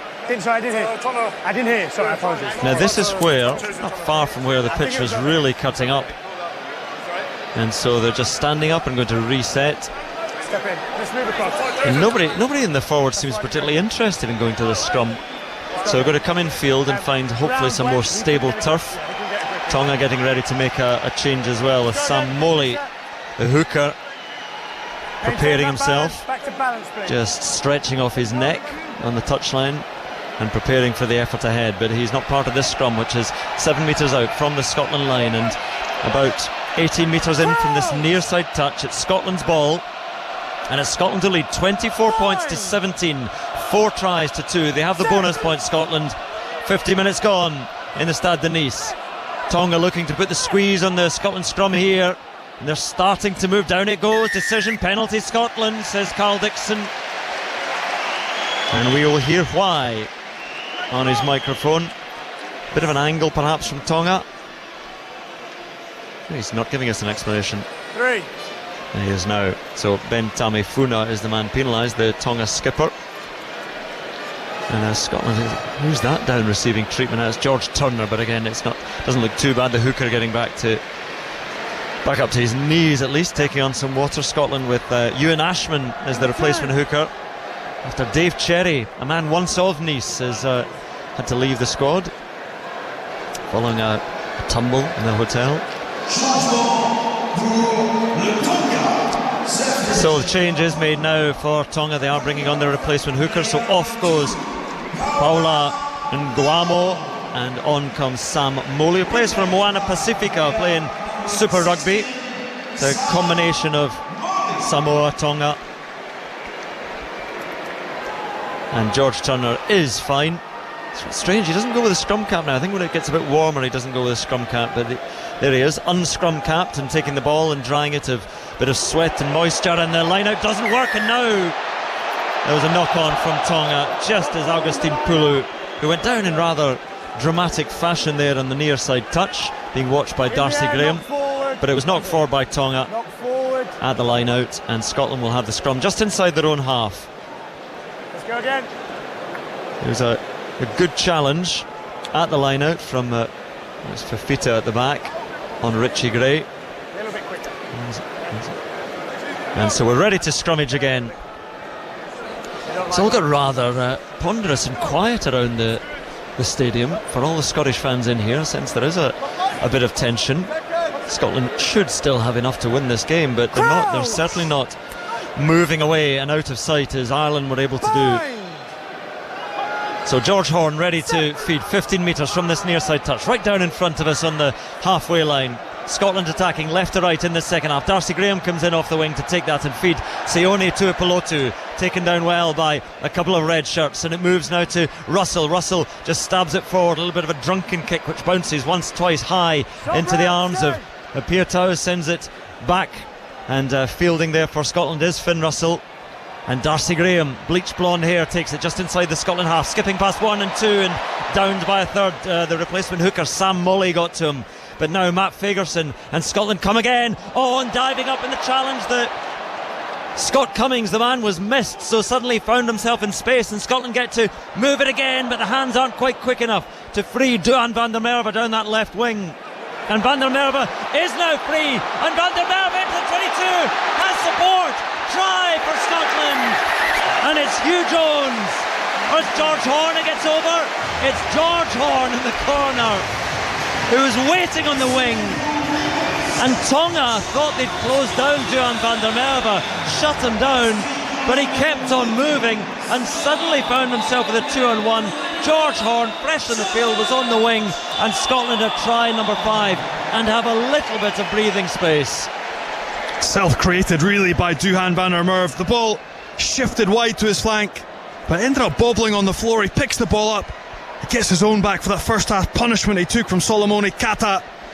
Breaks 1, 2, 3 tackles, and the sleight of hand, the ability to offload, straighten up and find George Horn, who manages to duck over in the corner, and from nothing really the big man gets Scotland back out to 2 scores, and Scotland breathe a sigh of relief.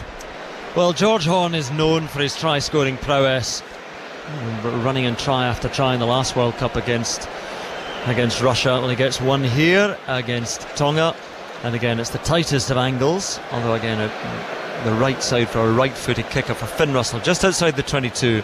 He's standing almost in the advertising hoardings, and he's going to wheel around on this ball here and try and bring it round. And I think he's quite pleased with it, and so he should be. Beautiful kick. The flags of the assistants go up, and Scotland have a 7-point try from George Horn, and they move out past 30 points, and Tonga now start to make a couple more changes. On comes Adam Coleman, the former Wallaby. The second row is on, but we're just watching the replay again, and that time, well, I think he evened the score, Duan van der Merwe, against Solomon Ikata, because he shrugged him aside, freed himself, and it gave Scotland that position for George Horn. So a couple of changes made, as mentioned. Coleman is on for Lousy in the second row. Sam Lousy goes off, and another change.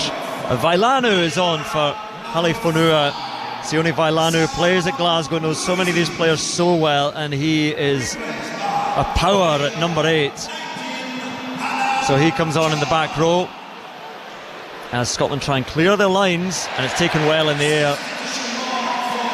So there, Kinghorn getting up there, and the kick is long and over the head of Apasipa Taume-Po, who's watching it perhaps just a little bit too long. Well, he could have. He just tried to take that on himself and try and clear his lines, and now you can see Salesi Piatau is complaining to him, not quite in Dan Bigger fashion, but not as vehement as that, but saying, what were you doing there? You could have perhaps dotted that down in a more leisurely way, or perhaps just given it to me and I would have created magic. As I was watching the replay of it, not sure if he knew where Darcy Graham was heading down on him, but he had plenty of room.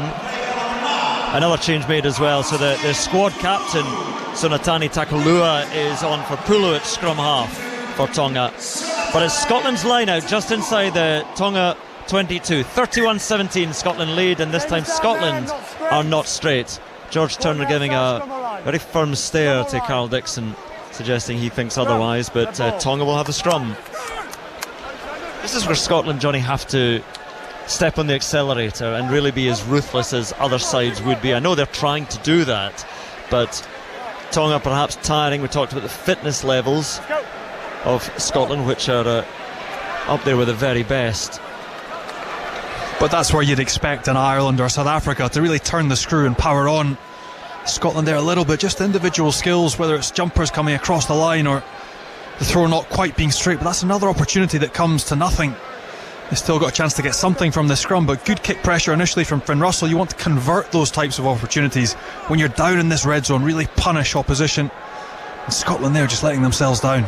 Just a reminder, throughout the World Cup, the Rugby Union Daily podcast is available daily, as you would imagine, and commentary tonight if you're listening on 5 Live Sports Extra on BBC Radio Scotland. You can listen to 5 Live and get Wales against Australia. What a match that will be on the other side of things in this World Cup. A very different feel on the other side of the draw, but what a game that will be as Tonga attack from that scrum in the 22, and then they make a good bit of ground as well, almost up to the Scottish 10 metre line. Just the last golden glow of the sunshine and the houses and the hill right up at the top. But here down in the shadows in the Stade Denise, Tonga attack and still want to close in on Scotland. 14 points the gap at the moment. 57.5 minutes gone. Scotland with 5 tries. They have the bonus point assured. They're heading towards victory, but Tonga still with other ideas. A huge chunk of grass has been curled up by the last scrum as well. So 17 offside, as Tonga are given the penalty, the man 17. Offside for Scotland was Pierre Schoeman.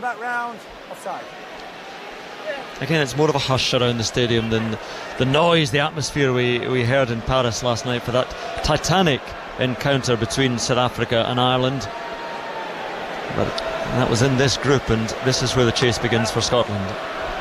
Yeah, it's a strange one because it hasn't been emphatic and it's been quite stop and start by nature this game. Scotland bonus point bagged, looking like they're on the way to the win, but just little errors creeping in, allowing Tonga ways and avenues back into this game. And not quite killing them off yet. 20 minutes to go. A reminder, you can also download the Radio Scotland Rugby podcast for all the latest news, specifically concentrating of course on Gregor Townsend's men.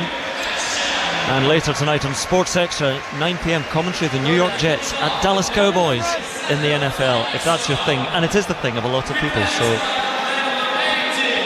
The line out for Tonga, and it's an ambitious one over the top, and it was taken down well by Peter Aki, and Tonga just outside the Scotland 22. A couple more changes to bring you up to date with in a moment, as the ball is spilled forward by the replacement scrum half Sonatani Takalua and Monde Marsan scrum half. Huge number of Tongan players playing here in France. Space spotted by Finn Russell all the way back behind Piatau. That's a monster kick as well. Piatau scuttling, rounding, gathering, and now feeding into Malakai Fekitoa.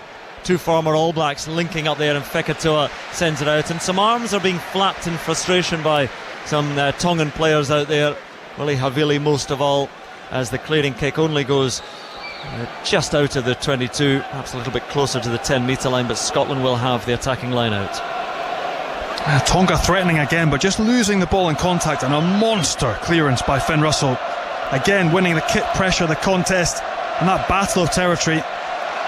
Another launch for Scotland now. Oh, the line-out's coming under pressure. The Richie Gray just got that one down, and Rory Darge finds himself on his own, but uses that muscle, that square body, huge upper body, Rory Darge, and does well to get things moving again for Scotland. Jack Dempsey hits the line at pace, and in goes Horn digging, but advantage to Tonga. I think it's a penalty advantage. I think it's a knock-on, but no, I think it's a penalty advantage. Carl Dixon has been rather silent in the matter. There we are, penalty to Tonga. Holding on. First man on the ball, clearly holding on. Not a clean rip. So Tonga will have the penalty. A couple of mistakes being made by Scotland now, giving away the penalties and giving Tonga a chance to clear through the boot of Willie Havili. I mentioned his brother Davy Havili plays for the All Blacks, so he's in the squad at the moment. And again, when you look down the list of players, and we've got some All Blacks coming back here in Coleman of Australia, there is that movement between the Pacific Islands and New Zealand and Australia, that migration, that movement, and that's why this new rule was created. I'm sure if you're listening you're aware of it. It allows someone like Jack Dempsey to play for Scotland after playing for Australia. It wasn't really designed for Jack, or perhaps it's more for, it was almost specifically for the Pacific Islands and the talent drain, because they've created so many wonderful players for the All Blacks and Australia in particular. They played for France and England and Scotland, but here we have some ex-All Blacks playing for Tonga. That one it looked straight, that one. Carl Dixon says penalty to Scotland. So Scotland are going to call a scrum here. 60 minutes gone, into the final quarter we go. Scotland 31, Tonga 17, right on the Scotland 10 metre line on that far side. What was wrong with that, Johnny? Absolutely nothing, a really strange call. I think it maybe started off a little bit squint as he's left his hand, but it's straightened up. I mean, he's thrown it on the 10 metre line, the ball's landed on the 10 metre line, but he's been pinged for not straight, so unfortunate for Tonga. But again, the game breaks up. It's not so fluid, but Scotland get the chance again to control possession, try and grind this Tongan side down. 20 minutes to go. Can they create more space for the likes of Darcy Graham, Hugh Jones, who we haven't really seen since they've come on the field, and finish with a flourish? We're seeing plenty of Tonga fans in the stadium on our monitors. There are, again, a few gatherings around here, hugely outnumbered by Scotland fans, but the Scotland fans haven't been in just a vociferous form recently, because Scotland have just paused in their scoreboard building. Finn Russell from just inside the Scotland half sends it very long indeed, and Piatau makes a bit of a mess of it and pats it back, and he's in his own in-goal area now. Alessi Piatau, Charles Piatau. Kinghorn comes in and rather barges him to the ground, but all fine, says the referee, and the clearing kick from Piatau will give Scotland the line out midway between the Tongan 10 metre line and the 22. Yes, it's one of those horrible spiral bombs, one of the worst types of ball you can be in the backfield and expect to take, but Finn Russell's kind of forced to go there. The first starter play, the launch, doesn't really get across the gain line, so he's forced to go there, which has worked for Scotland. Another chance now to launch on the 40. Ewan Ashman on the field for Scotland now at hooker, and his line out goes wrong, and Tonga with the ball as they announce 33,189 spectators, which gets the biggest cheer of this last 10 minutes of play. But a knock-on by Scotland earlier in the play will bring us back for a Tongan scrum, again locked between the 10 metre line and the 22. It's lost a bit of its shape and its zip this game. I think that's the frustrating part for Scotland, is the lack of ability to control this game, in that they've streaked ahead with bitty tries from Tongan in discipline and field position that was handed to them, but they haven't been able to kill off this Tongan side, and if you think the ruthless streak that we maybe see from an Ireland, who we will face in the last game in this pool stage, they've had that, and that's where for Scotland the frustration will be. They really have struggled. It's been bitty fits and starts in their individual skills, whether it's line out or ball handling. Quality of ball at ruck, it's just not quite happened for them. Well, you know if it's not happening on the pitch when the wave starts to ripple around the stadium as it does now. Even the host broadcasters in front of us are getting interested in it. Look round at me as we sat with our arms folded, scowled at them. But anyway, it continues on the far side as Tonga attack on their own 10-metre line. Down that right-hand side, they have numbers out there as well. And a good bruising run from Vailanu, the Glasgow number 8. And still the wave continues in the stadium. People seem to have lost interest in what's happening on the pitch, but Tonga attack now, and Scotland have to be wary. They're not out of sight yet. 14 points clear. Scotland strip it though. Chance now. Dempsey slips it in field, and it's taken on by Jones, and then Ashman. Ewan Ashman now just battering his way forward, and Tonga are down 2 players as well. They're stretching off legs, but Scotland lose that ball. It's a knock-on, and it's a Tonga scrum on the 22, and there are howls of frustration in the Scottish ranks because they've lost continuity in their attack at the moment, and it's starting to hurt them. I think they're going to win this game, but they want more than that. And you can see the frustration pouring out of George Horne as he looks to clear that ball away from the deck. Options to go through, round over the Tongan defensive line, just knocked on at the base. Horribly frustrating. The technical people of the host broadcast are now filming the wave. Let's go. As if it's going to go massively viral. What is this thing that's rippling around the stadium? I haven't seen this before. It is actually doing very well. People are buying into it. Not people sitting here in the commentary positions, but everyone else seems to be. To a man, woman and child, flinging their arms up as that wave moves around this pristine, lovely new stadium. And the light disappears from the sky above, and here now, all under the floodlights, Scotland. It's a Tonga scrum just outside the Tonga 22, 20 metres from that far side. 64 minutes gone, near enough 65. Scotland 31, Tonga 17. Here on 5 Live Sports Extra and BBC Radio Scotland. This is Pool B, and this is Scotland trying to get their campaign going. Big scrum by Scotland. Do they get the penalty? No, the ball is out just for Tonga. And they try and attack from inside their own 22. Now right in the centre of field, Scotland trying to compete for that ball on the ground, and Tonga slowing things down a little bit, still with the men in red. As Tonga again try and muscle their way clear of their own 22, but not making too much headway. The wave's still going, and Tonga attacking again. Fekitoa under pressure, does well to get away from Cummings, but not the second man coming up there. And Scotland will have the penalty. Great work by Sam Skinner, fresh on the field. Under pressure, he's gone off his feet. So there's a penalty right in front of the post for Scotland. There'll be no interest in that, and Scotland will send this to the corner, I'm sure. Finn Russell having a look, asking the question, but he's the captain on the pitch now. It's Sam Skinner that's pointed to the touchline though. This is a chance for Scotland to finish with a bit of a flourish, a little bit of control, and exert some real pressure. 15 minutes to go, and the messages will just be, look, simply let's just execute, finish well, next job, let's get it right. Change to the NFL commentary. It's Chicago at Kansas City. The Bears are having a terrible start to the season. I know that, don't ask me why I know that, but there we are. That's on Sports Extra 9 tonight. Scotland have the line out, and they have the ball 5 metres out, and they look to maul towards this line. It's being held at the back by the replacement hooker, Ewan Ashman. They've had one go at it. In come extra bodies. George Horne looking for that ball, but it's still with the forwards. It's still with them all, and that blue wedge is moving forward. And Tonga again looking rather splintered in their defence. Oh, and the ball lost, but lost backwards. Gathered in, I think, by Dempsey there. Sets it back still for Scotland. Finn Russell now points the way, gets his forwards out, and George Horne comes in. Skuman at a bit of a standstill, but up to within 5 metres of the line as Scotland go hunting for try number 6. Still they come, still they attack. Penalty advantage again to Scotland. Wide it goes, free attack. Tuipulotu moves it. Russell pops out to Kinghorn, tries to pat it on, and they'll come back for the Scotland penalty as it was taken by Tongan hands. And Finn Russell looking to take this quickly, saying come with me forwards. Taps, Russell goes, feeds on to Nell, WP Nell, who's on in the front row. Horn gives it on to Schumann. Bounces off one challenge. Still, Scotland with it. Rory Darge. He's well hit by his opposite number there, Talitui. Scotland now 5 metres out. Cries of offside, but the referee is having none of it. Scotland still come. Ashman, the replacement hooker, hit well. And Scotland are camped 5 metres from the line. Schumann can't quite stretch there. Took the short ball from Cummings. Makes good ground though. Still with Scotland.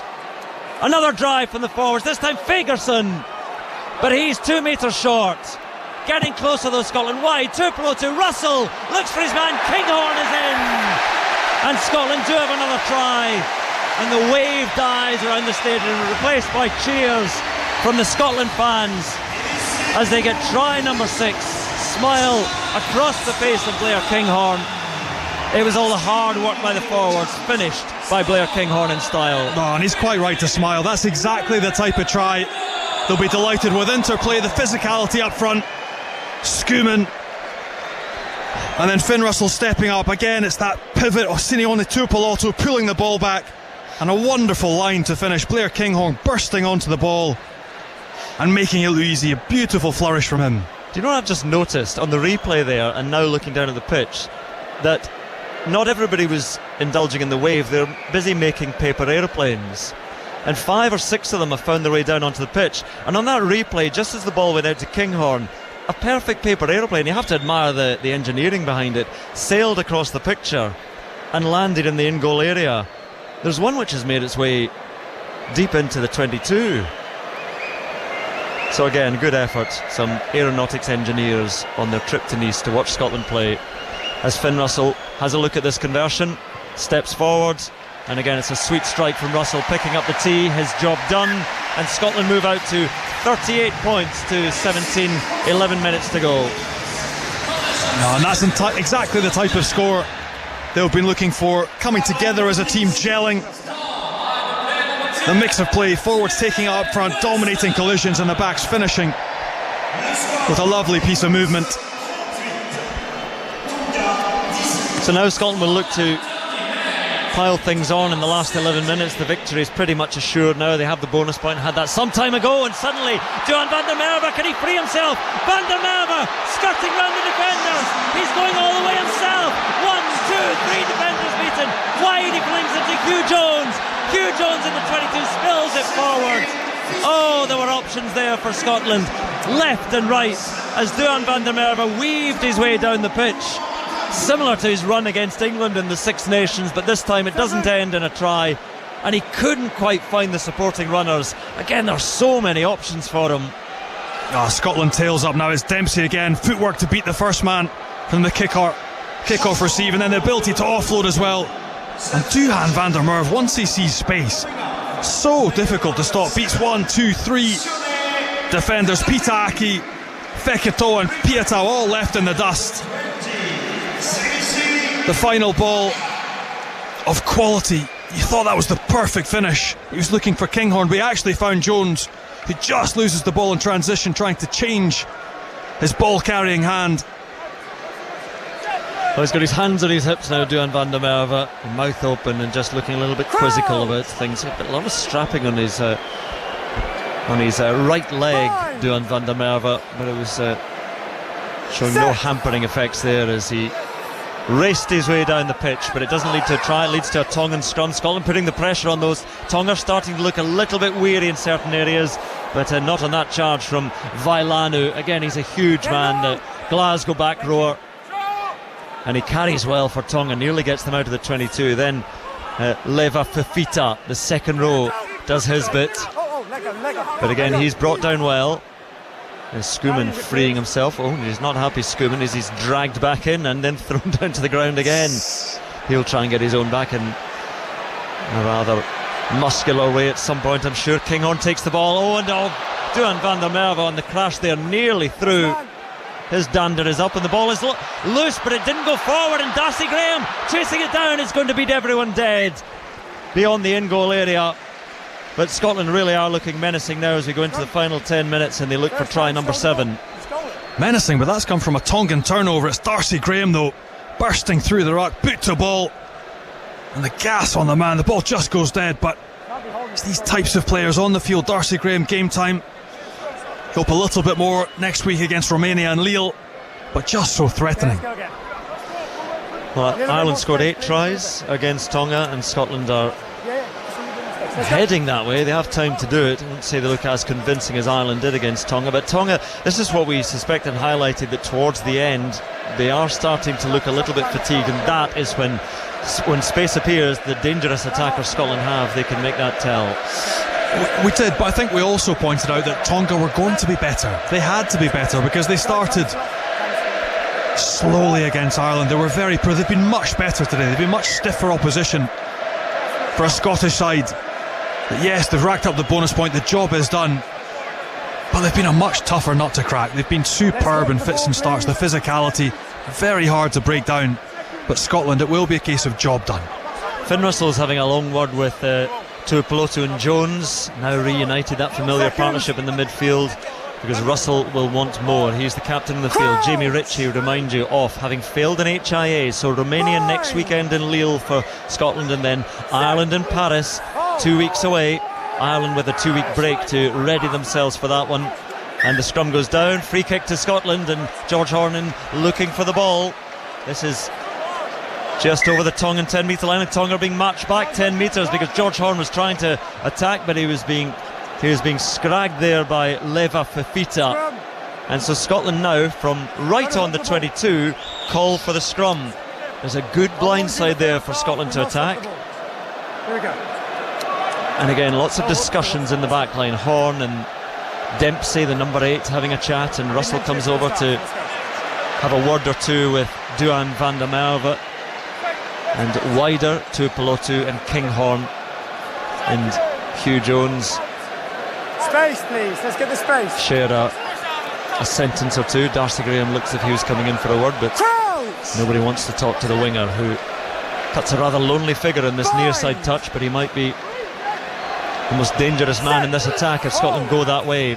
So Van der Merwe and Russell are standing both together directly behind the scrum. It goes down, but here comes Scotland now. Horn moves it to Tuipulotu, through the middle to Russell. Russell out wide to Kinghorn, and Kinghorn! Will he get there? Not held. Oh, looked again for all the world as if he was going to score. Great tackle comes in, and Kinghorn. Scotland try and get it down, held up. Wonderful defence by Tonga. It was a 2-on-1 for Scotland. Kinghorn, he took the decision. We thought he was going to score, but not there.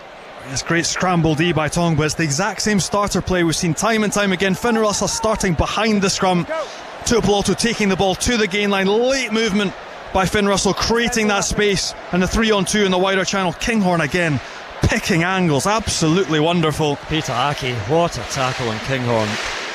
That was a wonderful tackle. So Scotland still on 6 tries by the attack again, as Russell takes the restart.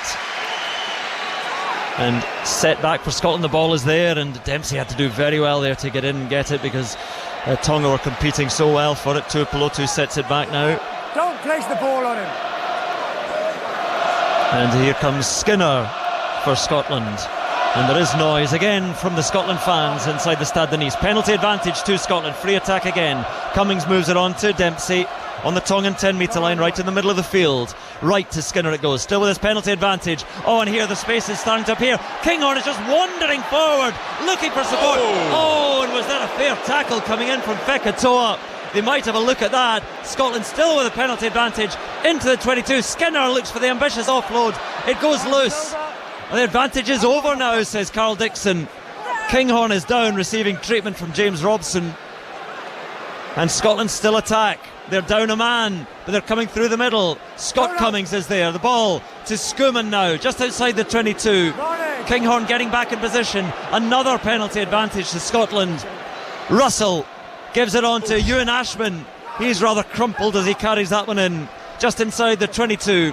Finn Russell again looking at his options. Kinghorn trying to step, gives it to Darcy Graham. A wall of red closes in on him. 15 metres from the Tongan line.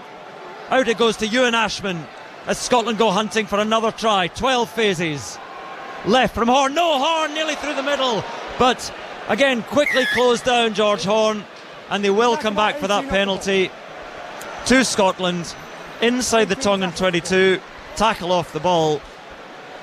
Well, they've had their chances here, Scotland, and you feel it's coming, another try. But Tonga, by hook or by crook, are holding firm. Number 18, red. Staying in this game, but absolutely out on their feet now, and defensively lazy in the reads, coming up, late tackles, creating absolute boulevards for the Scottish three-quarter line out wide. And this is why Scotland want to keep playing and keep moving, and they pop it into the corner through Finn Russell, and then they gather in a circle to discuss what's happening here. And La Marseillaise. Now, is that from well-educated Scottish fans in here, or is it the French, the Niçois, who have come to enjoy the rugby? The Niçoises. Oh, the line out from Scotland is a bit of a mess, and then Tonga have it and juggle with it and come away from their own line, still deep inside the 22 though, so Scotland put the pressure on, and Scotland would have fancied their chances. Darcy Graham is just shrugged off by Taumoi Po, and Taumoi Po had that yellow card in the first half. Used great power, and Tonga now, Scotland trying to hold up Tonga, and I think Scotland will have the scrum here. Carl Dixon is going to have a discussion here. Checking a clear out here. Now, who is it making the clear out? Let's just buy me a bit of time just to look for an angle. Okay, we've got an angle. So Ben Whitehouse is the TMO. We heard him there. He's got an angle, and we're going to look at it now. This clear out by whom? Certainly on that man. It was on Finn Russell as the maul was formed. Direct head contact by, I think it's number 8. Yeah, it is number 8. So that's via Fafita. He's come in. Oh, well, that's bad. I mean, he's gone in with his shoulder, with his arm. He's swinging his arm as well, his left arm. And we do have foul play. Agree? So, yellow card, threshold, sends the bunker. Okay, number 8. Agree. Number 8. Number 8. Now, we talked about Sonia. We were talking at half time. Threshold, off-field review. So via Fafita, the Scarlets number 8 is going off. So he's going to a yellow card at the moment, but again, a review. And it doesn't really matter in the scheme of the game, but Scotland are going to finish a man up. But again, that was dangerous, and what goes through the head of Fafita? Honestly, I think he's just frustrated. Nothing's gone right. They've toiled. They're trying to play out their 22. And that's just putting a shot on somebody. That's just malicious. There's no other word for that. Finn Russell's on his way down. A maul's been formed. He knows he's losing the ball, and he's clattered his head. So it is Russell who's all right, and sends it to the corner, the other corner this time, the one down in front of us, down to our right as we look. And Scotland will look to attack again.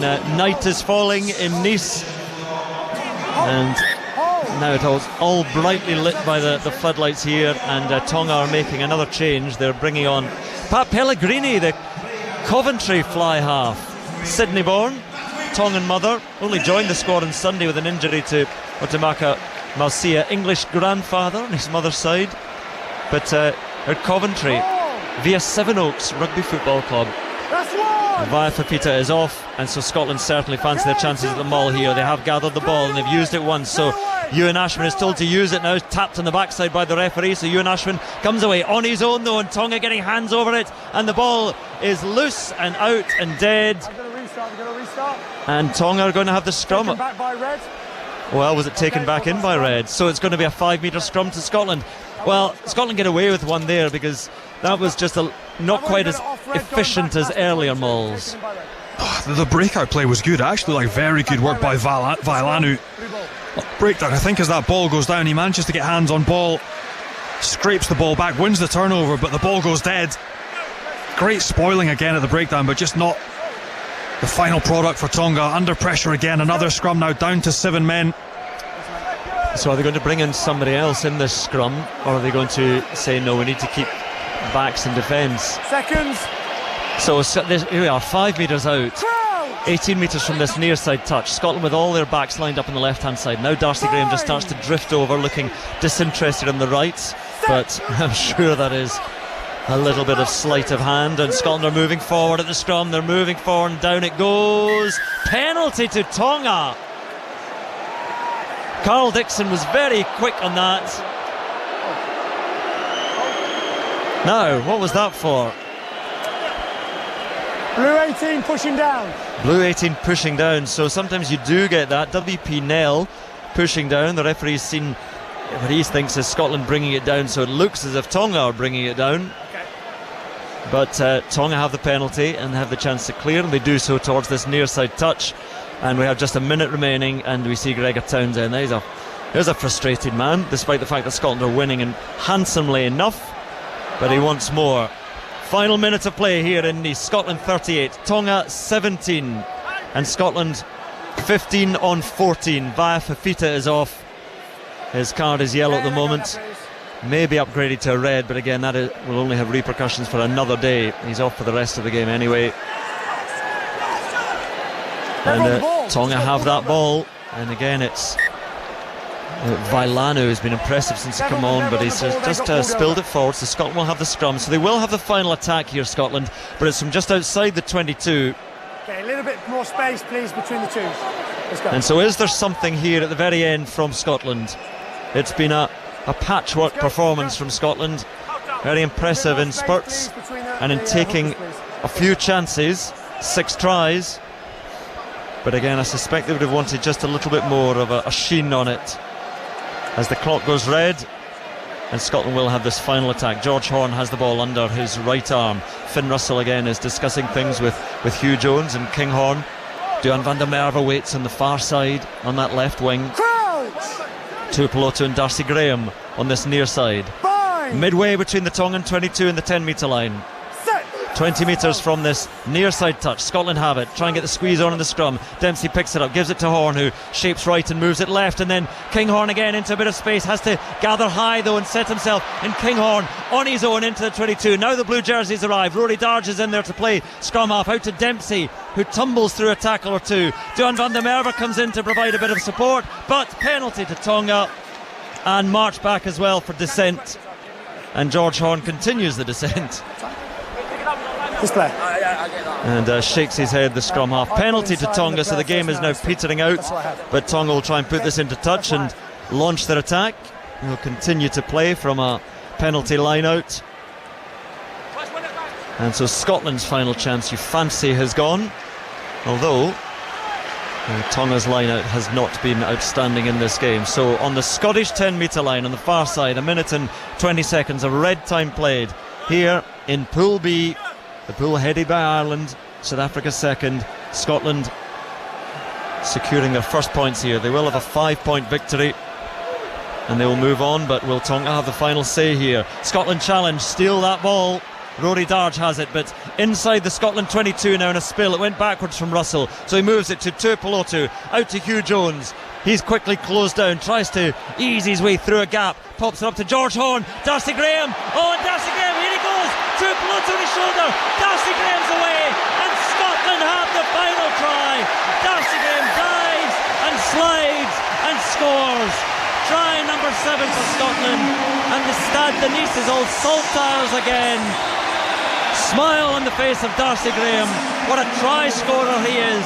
What a solo effort it was from the wee winger. And Scotland move out beyond 40 points, and it all looks a little bit better now. Yeah, the finish absolutely wonderful. We've seen it time and time again by Darcy Graham. So good with ball in hand, so quick across the ground. But the build-up play, they could have knocked this ball out. It's game over, but they've decided to play from their own 22. It's Hugh Jones, a lovely bit of footwork in and out. Gets through a contact, the offload as well. It's the continuity, it's the point of difference. Manages to pop that ball up to George Horne, who finds Darcy Graham, and the rest is done by the youngster. Absolutely rapid, a terrific finish, and Scotland finish well. We talk about Duan van der Merwe and his try scoring ability. That's 20 tries now and 37 caps for Darcy Graham. The final touch of this game in Nice goes to Finn Russell in front of the post. He strokes it through, and so Scotland has 7 tries and they have 45 points. Tonga 17. But more importantly for Scotland in this Rugby World Cup campaign, they have a start, they have a foothold, they have a step on the way to what they hope will be the great escape from this pool. A long, long way still to go. Romania to come, Ireland after that, but Scotland are up and running, Johnny. They're up and running, and absolutely job done. Bonus point, it wasn't easy, it wasn't pretty, but they've done what was required. They've taken that next step. They can take confidence into the next round, They're up and running, points on the board, and they'll take great confidence from this. Yes, Jamie Ritchie off with that HIA has failed, so again that's another worry for another day, but again it's all smiles on the Scottish faces. Players and spectators inside the Stade de Nice, they have beaten Tonga by 45 points to 17. And the ever elusive Darcy Graham, complete with his peroxide blonde locks, putting a little bit of gloss on that at the end there for Scotland with their 7th try. Johnny Beattie, I know that you have to head off into the night, but how satisfied will Scotland be with that overall performance? Look, there were parts of it they won't be happy with, but Tonga were very difficult to break down. We knew they were going to be better. They were massively physical. We spoke about some of the collisions in the first period, and they didn't roll over, they didn't lie down, so they were hard to break down. Scotland will take, as we just said, the bonus point. That was what required. They can still believe they can get a job done against Romania and then Ireland, but they'll know they'll have to be better as they work progressively through this group. They will have to peak and be much better against the Irish in that last round. They will. Enjoy your evening in Nice. I can't imagine what you're going to get up to. Shenanigans, Sonia. Shenanigans. That's what he's going to get up to. So no, I think he's working. What a great word that is. Thank you, Johnny. Oh dear. Andrew's he's off. He's off, but Andrew, you're still there. Look, it was an odd one, wasn't it? I mean, listening to your commentary, we have Mexican waves, we have paper aeroplanes. I was quite fascinated by your descriptions of the what's the word? Aeronautical engineering. That's the word. There's still a few out there, Sonia. Some have made it a long way down onto the pitch, and again, I'm very, very impressed by it. Yeah. But am I impressed by Scotland's performance? Yeah, that's the question. Given that the crowd were clearly finding other ways to entertain themselves.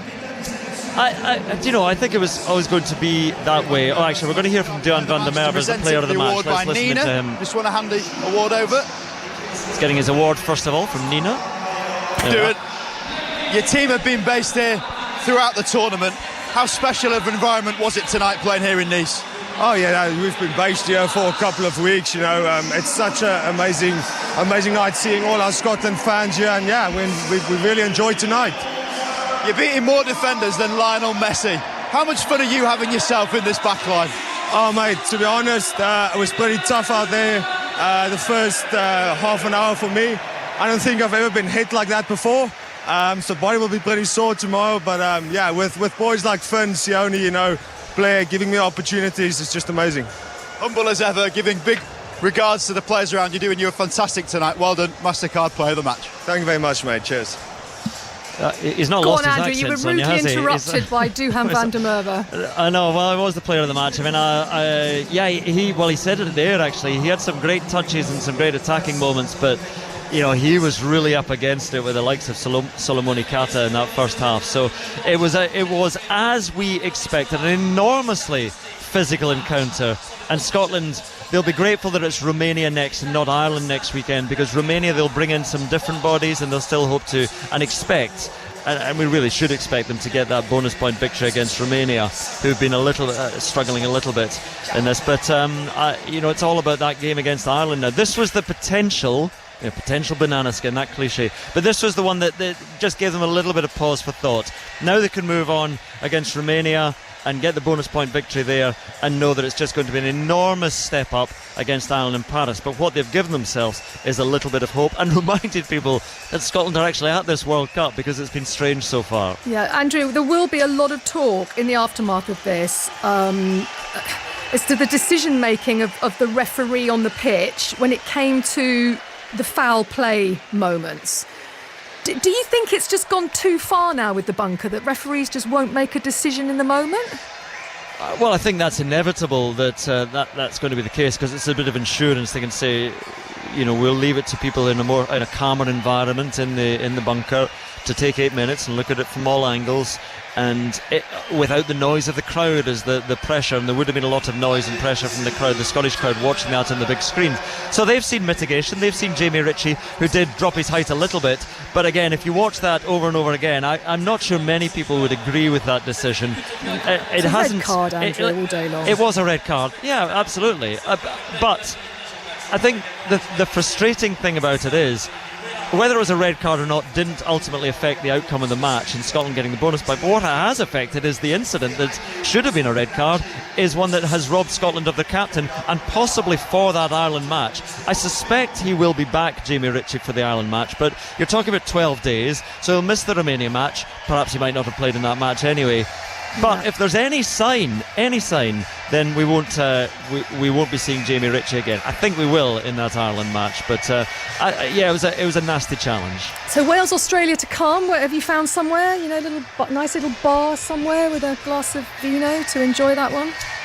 I'm going to watch highlights of the Solheim Cup. No, I'm going to watch that one. I am going to watch that one, of course. I mean, that's, you know, whatever we say about that side of the draw, the other side of the draw not having the same sort of level of the teams of France and the All Blacks and South Africa and Ireland, it matters for the overall complexion of the tournament, but it doesn't matter in that those pools are so competitive.